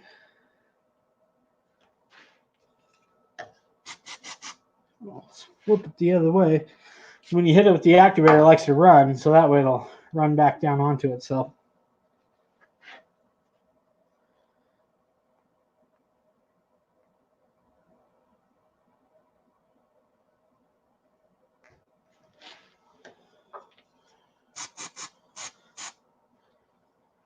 Cool.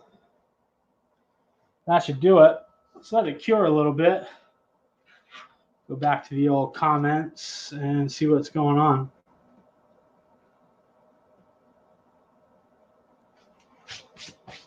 Nine people watching. That's awesome. Let's see. Glue it up. Portal says you got it, buddy. Looks great. Are you going to use the vacuum chuck to finish the bottom? Can you talk about how you made yours if you do? You know, if I can get my, let's check it and see. If I can get my jam chuck in there for the vacuum chuck, then I will give it a shot. But this one's pretty small. Yeah, I may need to adjust it. But if I don't use the vacuum chuck, I can still show you how to turn the tenon off. But I also have another smaller little jam chuck. I'll just need to switch them around that should fit inside here. So I love using the vacuum chuck. So if I can, I definitely will.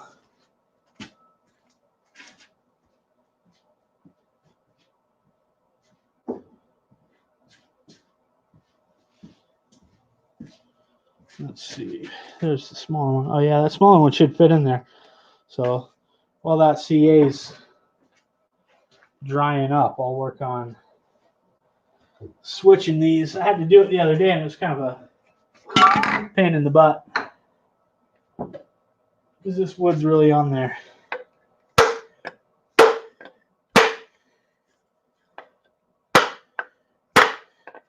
If I can get it. Maybe I should mute myself. I don't want to be blowing you guys' ears out.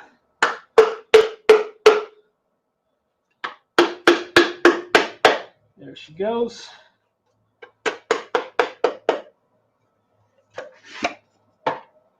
Just tapping off the... Oh, I forgot I had you on this camera, not the other one. Sorry. Here's the other piece that works. This is what it's going into for my vacuum chuck.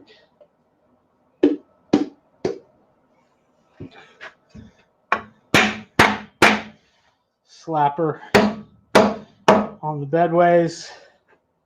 Get it nice and flush, and that'll fit inside my the bottom of this bowl. All right. Sorry about that. I thought I had you guys set up with the right camera. Let's see. I'll switch back and we'll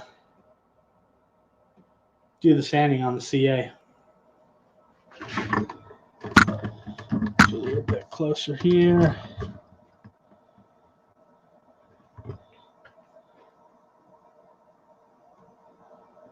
Oh, hey, Kathy, how are you? Thanks for joining us.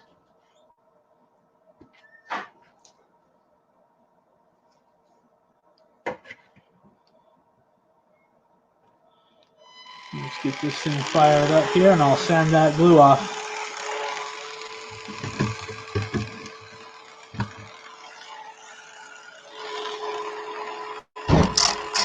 Oh, I got a guest out here.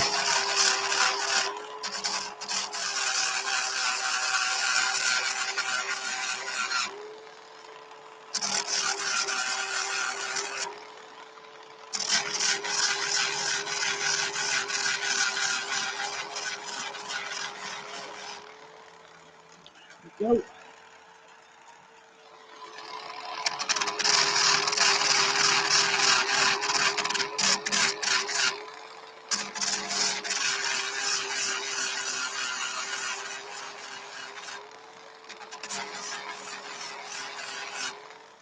Cool. Number 2.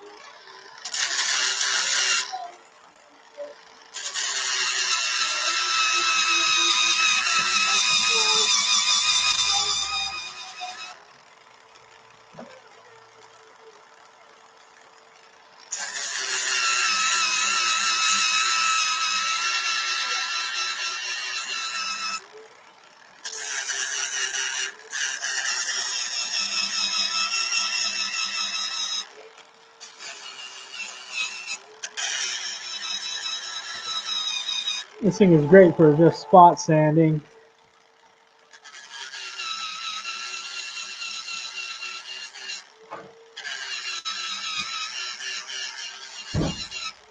Cool.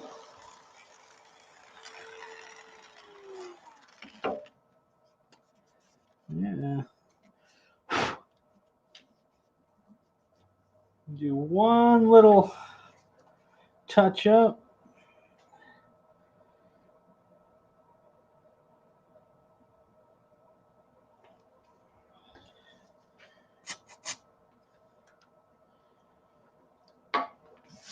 Now it should be good to go. Cool, we're almost there.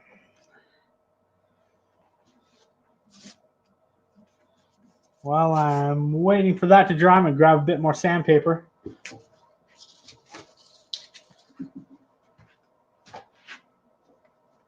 Never-ending consumable.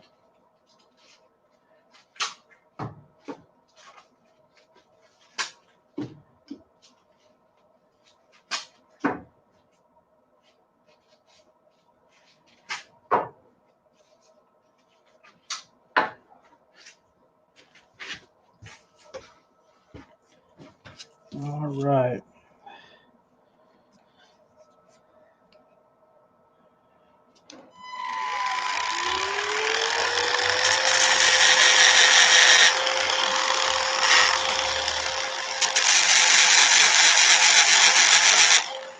Yeah.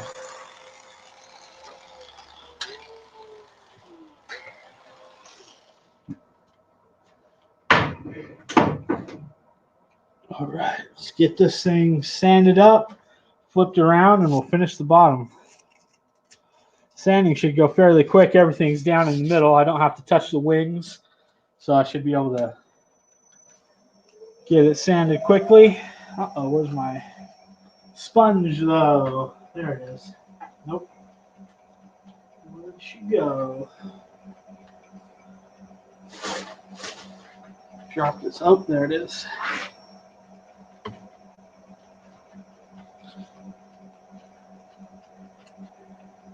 How long it takes for CA to dry and not spread? Well, it dries really quick when you hit it with the activator. And this was the medium, so that helped it from running as well. If you're using that super thin, then you'll probably really run into an issue with it running. But since it's the medium, it kind of has a little bit of a holding power to it.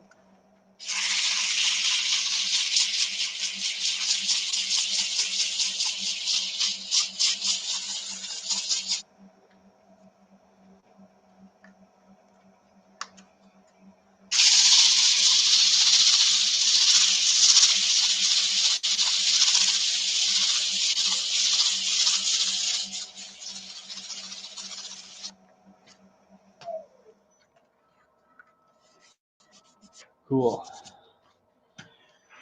I'm just going to do them all in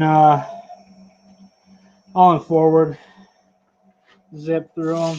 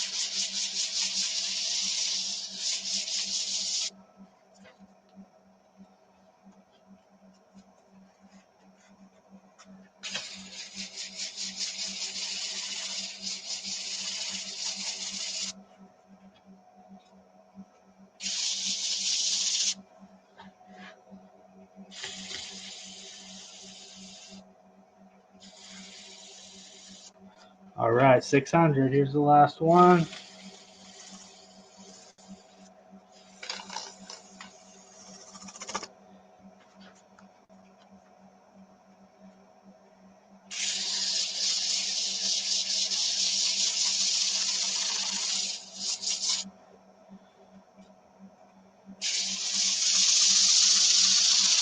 All right. There we go. Looking good. Looking good. Ooh. Cherokee, thank you so much for that super chat. I really appreciate it. That's going to help out with the consumables for sure. Keep me rolling here. I really have been enjoying doing these live shows. So if you guys like them, I'm going to keep doing them maybe once or twice a week, probably, at least for the foreseeable future. Maybe we can start taking some requests on what you want to see turned. I'd like to do a little simple hollow form, a lidded box, all kinds of stuff like that. Spinning tops, magic wands. We can do all kinds of stuff, whatever you want to see. Let's see, how long? Oh, yeah, how long it takes for the CA to dry. Yeah, so not too long when you hit it with that activator. It dries quick. Let me get a little walnut oil in there, and then we'll switch it around. We'll turn the foot off.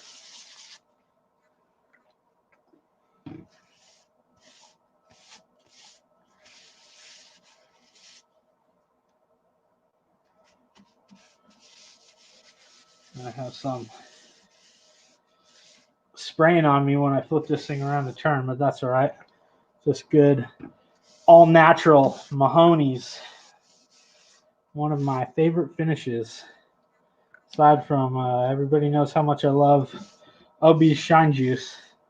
I'll tell you, this walnut oil is really great stuff. Gives it a nice matte finish, smooth and soft, and penetrates really well. Doesn't change the color of the wood a whole lot, but just darkens it nicely.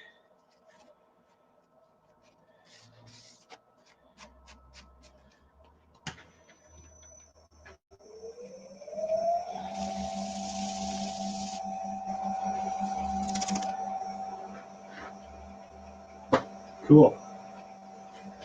Looking good. What do you guys think? What other kind of shows would you want to see? Got 10 people out there. I want to see 10 answers of what you want to see turned. What should we do next?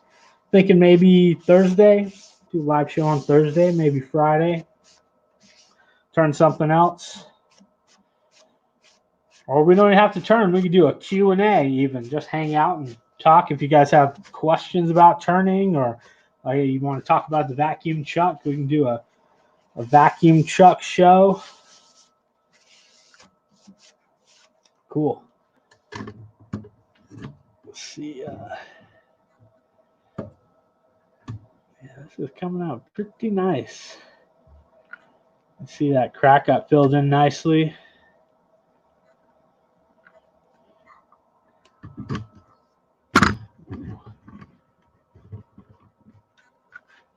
Cool. All right. So we pull it out, flip it around. Let me move some things out of the way here and get set up to finish off the bottom.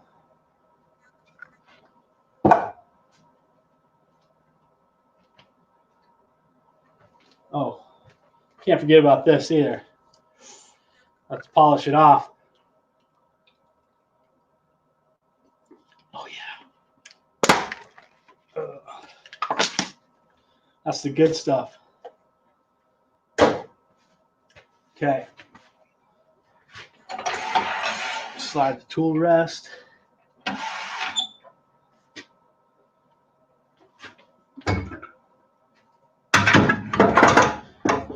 my tailstock up.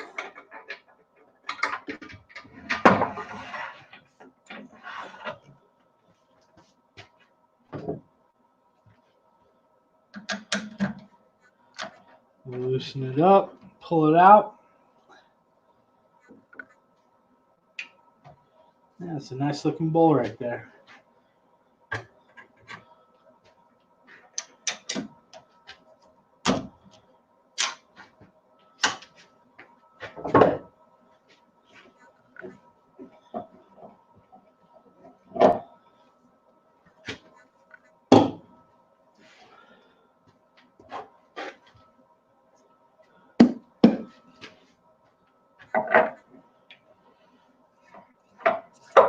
Vacuum chuck adapter.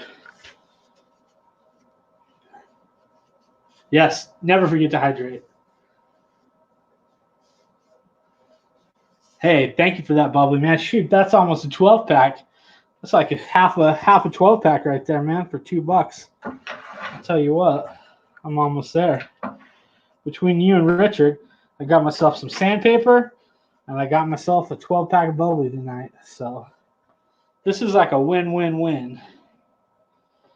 Okay, so we locked in, nice and tight on there. Let me flip my vacuum pump on, and we'll see if we've got pull an adequate vacuum. Let's see, Jonathan. No, I do not have a coring system. It's definitely something that I want to get, though. It's like pretty high on the list. I think it would be a lot of fun to have, and really, you can make use out of a lot of things rather than just sweeping all the wood up.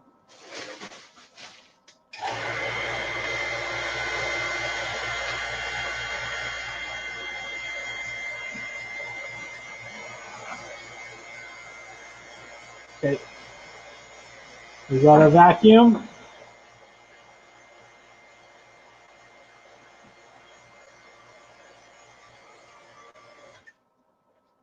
So let's see quickly. I'll pull you down here and I'll show you my vacuum setup. We'll talk a little bit about it, since I know for sure Richard had a question, and I think Jonathan did as well. So this is the pump itself that I'm using. It's got a good shot of that. A Robinair 2-stage 5 CFM vacuum pump. I got this pump to kind of do dual duty. So I'll be using it to stabilize things in a vacuum chamber, and then also for a vacuum pump. If you just want to do, or sorry, not a vacuum pump, a vacuum chuck. If you just want to do, I'll walk you through the back too. If you just want to do just a vacuum chuck, you can get one of the hold-fast systems, and it uses a Venturi system with a little switch that hooks up to your air compressor that creates a vacuum. So you don't have to have an actual vacuum pump. But for that, you'll need a fairly decent-sized air compressor to keep up with the demand. Okay, hopefully I'm not making everybody sick.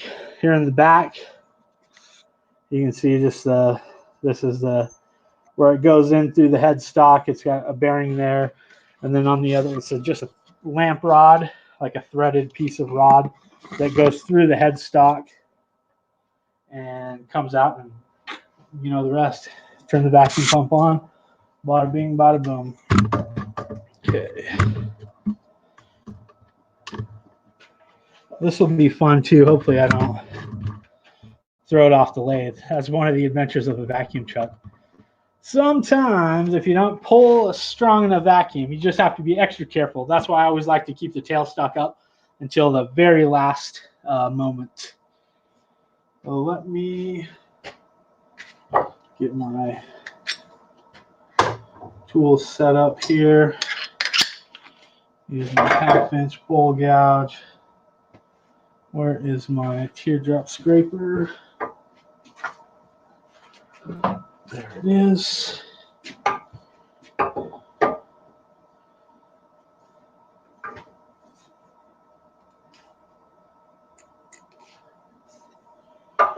Okay, all right.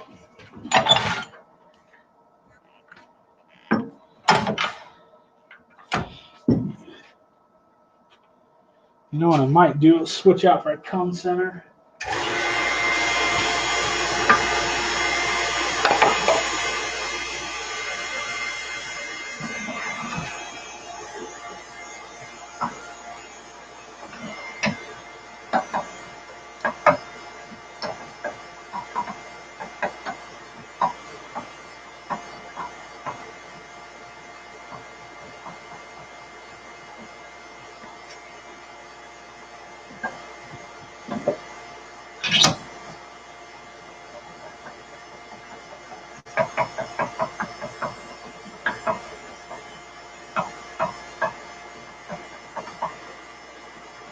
This will allow me to get a little bit closer up in the middle with my tool.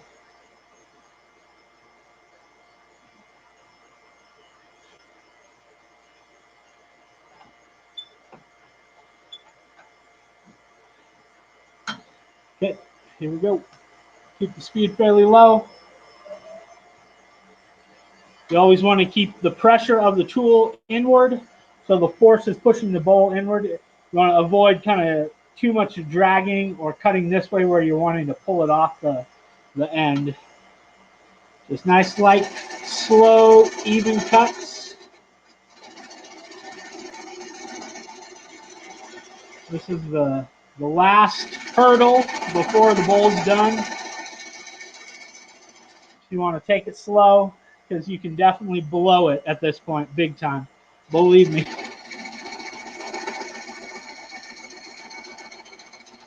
It sure helps that this wood is nice and green and cuts so well too.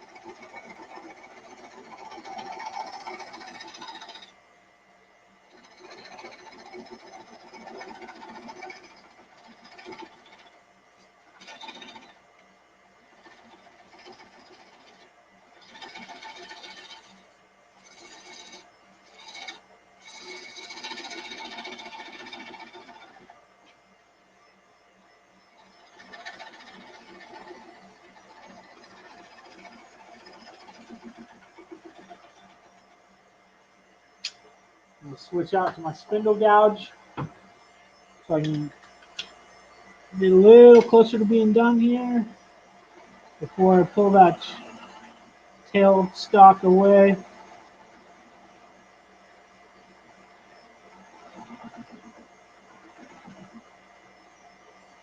One thing I also like to do, put a couple beads on the bottom just to show that you kind of paid attention to this part of the bowl.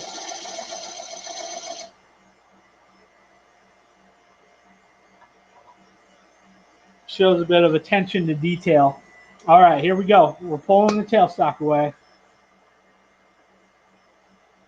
Nice and slow. Here we go. That's always the funnest part. Most fun part. I don't think funnest is a word, is it? Here we go. Very light cuts.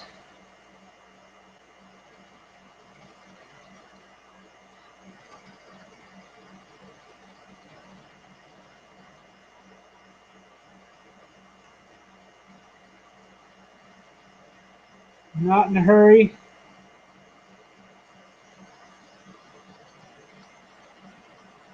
Just want to take it slow. Don't want any unexpected jolts or bumps on it that's going to, cause the bowl to fly off the lathe at this point and smash that beautiful live edge off. Okay.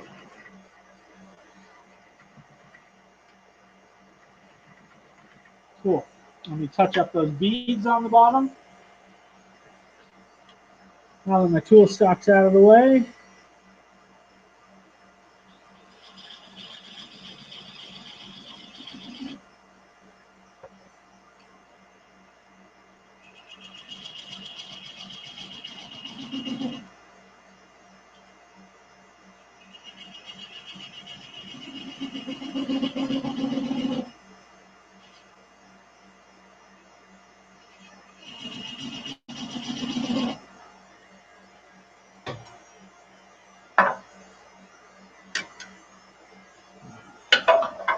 Pull my tailstock down so I can cut away at these beads a little bit and reveal them.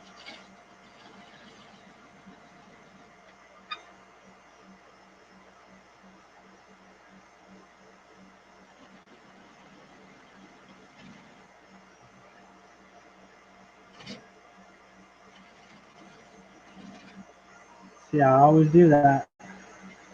On that one too. Skated back a little bit on me. I didn't have the tool at the right angle, so it skated back. Not a big deal though. I'll be able to clean it up with our secret weapon here.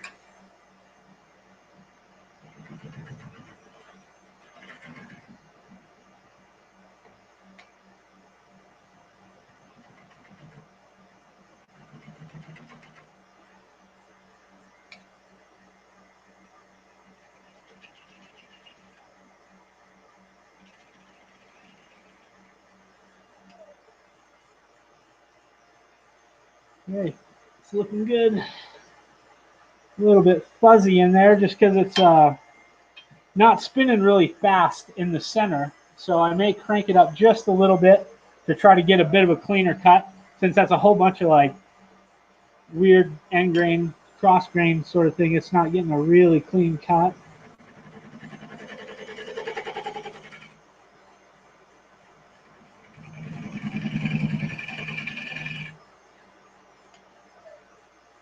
There we go.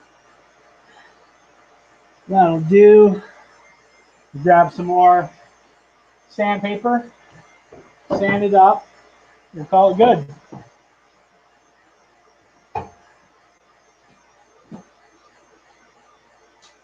Sorry for that. Hopefully the vacuum pump isn't too loud.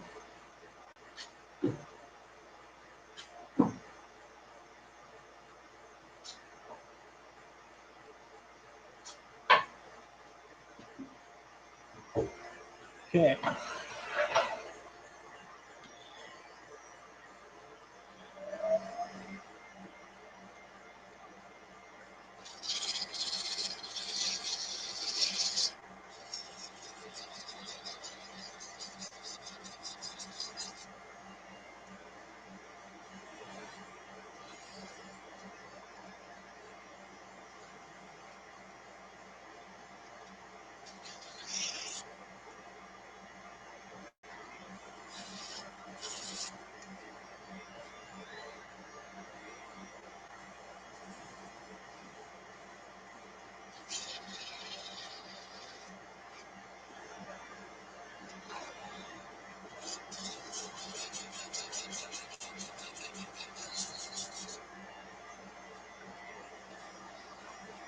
The hardest part about these beads is just getting the sand and in the cracks, getting them nice and smooth.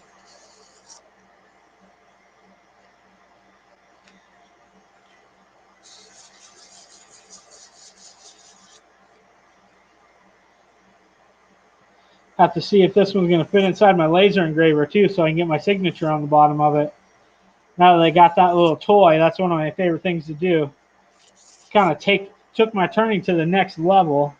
as far as like, you know, it looks more like a gallery piece than a piece that somebody turned in their garage. But I'm able to digitize my actual signature and just put it right on the bottom of the bowl, along with the date I turned it and the kind of wood that it is too. This one I'll add a little bit of a different message too, since it's that historic wood from right here in Boulder City.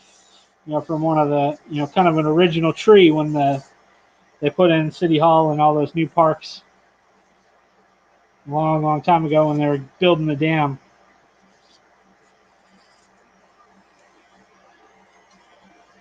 Okay, here we go. 600.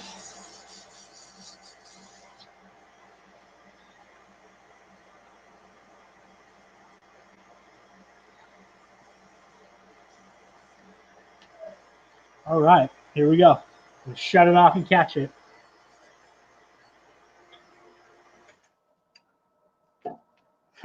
Got it. Yeah, let's get it right up here on the lathe and all.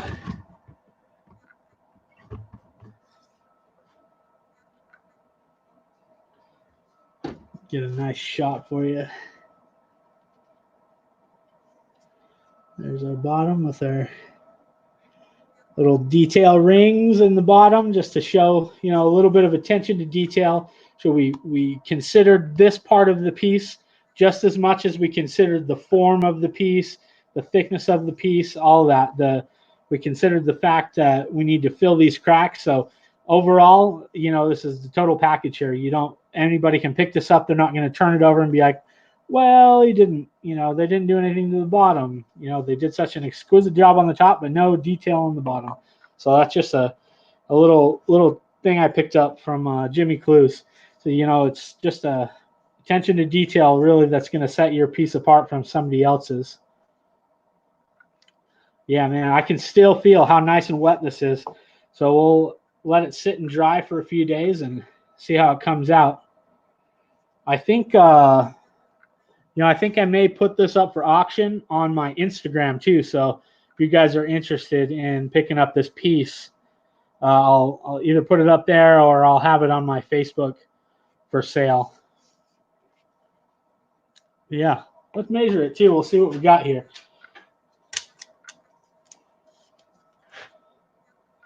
So we're at about 7 inches across and 3 and about 4 and 4 1/8 on one side and 3 and 13/16 on the other.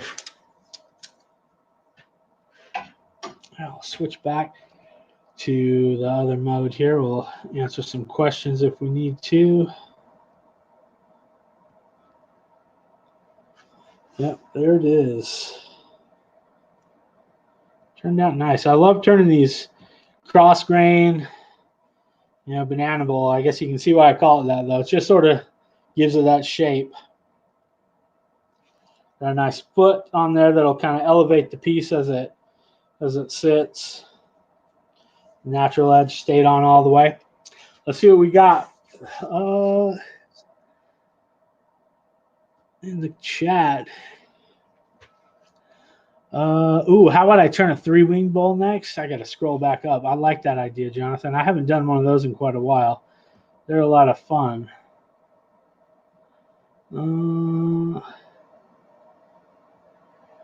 Let's see. Colin, what's he say? I run the Holdfast Venturi. Works well with my 30G. The detail of how much CFM you need. Don't forget about the duty cycle of your compressor. That's a good point if you're running it for a long time. How about next? Jonathan, he wants to turn a 3-wing bowl. I think that's a really cool idea. In fact, I'm going to write it down right now. I'll start a list of live shows and projects that we can do. Those are tons of fun. They seem a little intimidating too, but they're really cool. You just have to find a piece of wood that's perfectly square. So I'll have to mess with that. Most of my stuff comes off of my chainsaw, so I can kind of square up a piece so that way the wings will be even. Start it right now. Live show ideas. 3-wing bowl. And that was from Jonathan. Jonathan Ledford. Gotcha. That's a cool idea. Really good idea. I didn't even think of that one. Cherokee. It's been a win-win watching you, man. Felt like a good visit, which is really nice during this quarantine. Oh, I'll tell you what. It's been fun for me, too. I know I'm sort of sitting here like talking to myself in my garage. But, it's nice there's people listening. You can answer back. That's what I love about these live shows. It's all in the details. Mr. Biker says, that's correct, buddy. All about the details. What kind of bike riding do you do? BMX? I'm a big BMXer. Another one from Jonathan. Beautiful handle on the detail tool. Thank you very much. Here, I'll pull it out and give you a little closer look at it. How about if I switch cameras too? Because this other camera is a little bit nicer. Yeah, I turned this at my class. I took a basket illusion class at Craft Supplies up in Provo, Utah. So this was one of the projects we did. I turned the handle for the beading tool. This is a D-Way 1/8-inch beading tool. And so this actually pulls right out. And so I can also run my 3/16. I have a 3/16 D-Way beading tool as well. So it'll just pop right in there. Yeah, I was excited about this. This is one of the first projects that I did the basket illusion on. Let's see. Let me send a quick message to my buddy Nick Ferry and tell him we're done with the tournament and see if he wants to jump in for a little while. If you guys are cool with just hanging out and talking, I got nothing else to do. So let's see if he wants to hop on the show for a little while.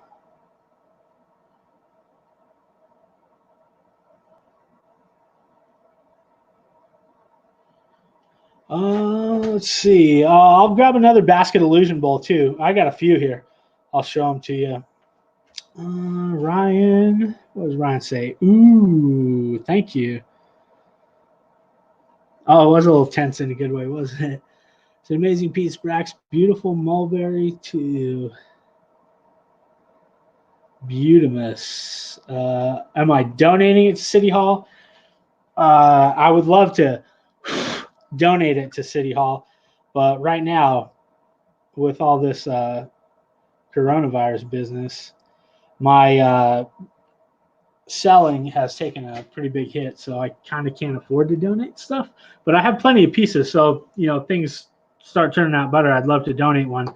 But what my idea was is I want to sell it. I recently became a member of the Boulder City Arts Guild, and so they have a gallery in the Boulder Dam Hotel, and so I wanted to turn a bunch of pieces from the wood I got and sell the historic bowls.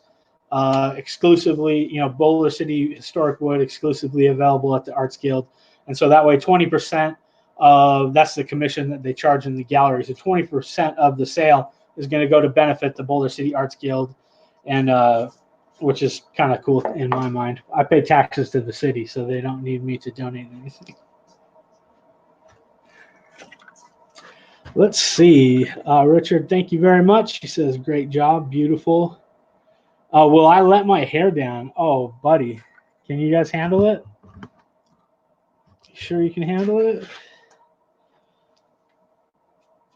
It's all tied up now. Probably have some shavings in there too. Let's switch back to the other camera. It's nasty right now, but there you go. Where's my other camera? Yeah, I've been growing it out. I was going to shave it for St. Baldrick's event, but then I missed the last. Well, I was preparing for a show that I thought I had in Phoenix that was like the same weekend, and so I missed the St. Baldrick's event, and now I'm stuck with it. So hopefully next year. But yeah, I wanted to get it long enough to where I could donate it, and people can make they can make wigs out of it or whatever. So there it is, in all its glory. Yeah, it gets a little hot. Got some chamois in there now too. I just told them, Dave, hopefully they'll get in here. Yeah, getting all hot and bothered. Forget about it, buddy. It's like Fabio. Hair goals for sure. Keep growing. Okay, let me go grab you real quick another basket illusion bowl, and I'll show you that one. I just finished shooting a whole bunch of pieces with my camera. Got them uploaded to my Facebook business page, and so they'll be all available for sale up on there. This one, going with the LaCroix this time. Tangerine. That's a good one. Okay, we'll get a few basket illusion pieces to show you kind of some of the other stuff I did with that tool. That's a fun process. That's another thing we could do, but that would take probably multi-part series.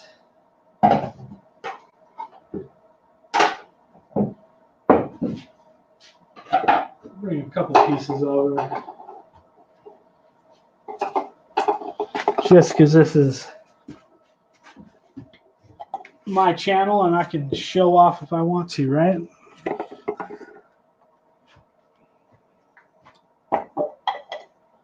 So here is a few smaller pieces of basket illusion bowls. Start with this one here. This is maple. And so it's beaded. You turn the bowl, you bead it, then you mark out all the concentric lines all the way around it, and then you apply the pattern with India ink markers. There's that one. Here's another smaller beaded basket illusion bowl. This is maple as well. Maple makes a great wood for this process because it is really dense. The more open grain the wood is, like ash or elm or oak, the more likely it is to kind of chip out and not look as good. There's another. This one's a little round bottom piece. And this is kind of like a flower pattern, purple and green, maple again. And here is my largest basket illusion piece. This is mesquite. And this came from the Las Vegas Valley. And mesquite makes a great wood for beading because of how dense it is. This is the largest piece that I've done here. The pattern on here was inspired by the Paiute Native American design on some of their baskets. They're a tribe that's native here to the Las Vegas area. So they're bad ash for maple. They're bad for ash too. Here, let's see. How about this one? This one would be a fun project. This is a dyed rim bowl. This is a piece of cottonwood from Utah that I dyed the rim green. These are a lot of fun to make. It's just turning a traditional bowl, and then you add this little accent piece with some green dye, and it really helps, make the whole piece pop and takes it to the next level. Just another thing that may help your piece stand out from somebody else's. Here is a cross grain hollow form. This would be another fun project, a small hollow form like this. This is mesquite. So as you can see, I turned it cross grain so you can see the end grain on each side. Typically, hollow forms are going to be turned in through the end grain. So with this one, I just changed the orientation of it. It's got a little bit of kind of spalting molding in the sapwood because I stored this thing in a bag. I usually keep all my wood in black garbage bags so that the water doesn't come out too fast and cause them to crack, especially around here. You have to really worry about that in the desert. It's just so dry that it'll suck the moisture out of your pieces really, really quick. Here's the last piece, a little lidded box. This would be another fun project. This was a piece of sweet acacia from Henderson, Nevada. Let's get the grain lined up there. It's hard to do in the camera. There we go. Yeah, this one's a lot of fun. It has a olive inlay, And I think it's really hard for you guys to see, but there's also a green there. Maybe I can get it. There we go. There's this green feature ring between the olive and the acacia. And that is a product called Synthetic Sand that's made by Jimmy Clues. Comes in all different kind of colors, and you can use it to fill in decorative beads and things like that, or cracks, and kind of make them a feature rather than trying to hide it with any kind of, you know, sawdust and glue or whatever. This one has a nice fit on it, but it's a little bit, I think it's humid right now, so it doesn't want to click in. Oh, there it goes. Just had to find the sweet spot. So with lidded boxes, it's important that they're nice and dry too. Yeah, you want to get a good fit like that. Oh, dropped it. Yeah, don't worry. Made of wood, real sturdy. Can anybody tell me where that line came from? Made of wood, real sturdy. Yeah, man. Justina wants Basket Illusion with a green lip. Woo. Blowing my mind here. It's going to be like a lot of stuff going on. I wonder if I guess I could do that. But I like to bead the rim as well. So might not look right, but be something to play around with and see. Or I could bead it and then dye it and then do all the burning and stuff. That might look kind of cool. I'm trying to find my rubber band here.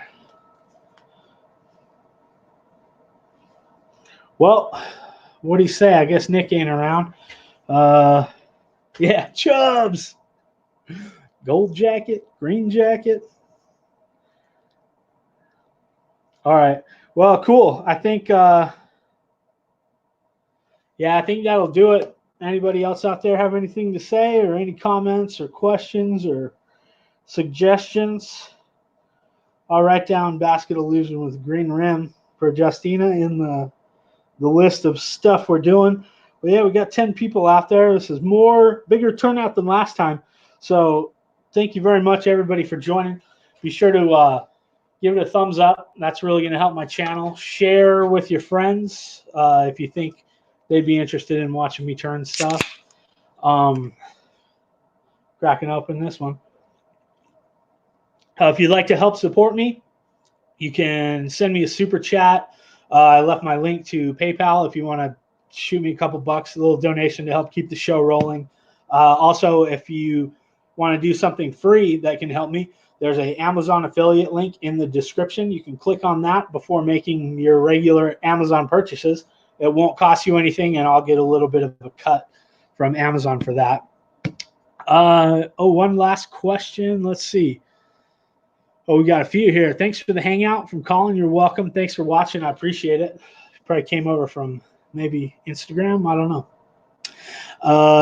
Jonathan says, give us a more of heads up before the next live event. I will try to do that.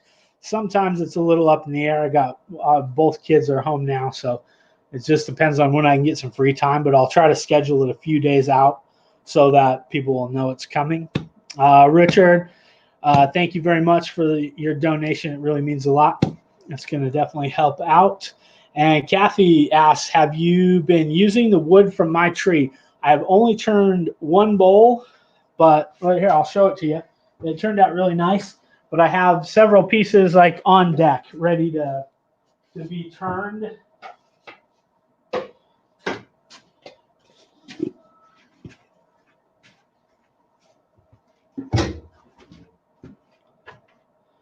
Let's see. Getting pretty proficient at switching the cameras here. And this is the bowl that I turned from your tree. It's more of a kind of an open form bowl. Got a few cracks that we stabilized with CA, just like I did earlier. Yeah, this was a nice one to turn. The camera kind of blows out the colors, but it's got some really cool colors, almost some purples through here and ambers and a little bit of red. But yeah, I have a lot of nice pieces left over. Let's see. Right down there. There's a couple. Let's see. I think this one right here, either this one or this one. Yeah, it might be this one is yours. That was the bowl I was going to turn for you. So there's your piece right there. I'll get it going pretty soon. Whoop. Real sturdy, made of wood. Luckily, there's lots of shavings on the ground to cushion their falls too. So I think that'll do it for me. There. Thanks very much for watching. Be sure to thumbs up, subscribe, everything. Thank you for watching, and we will see you guys next time.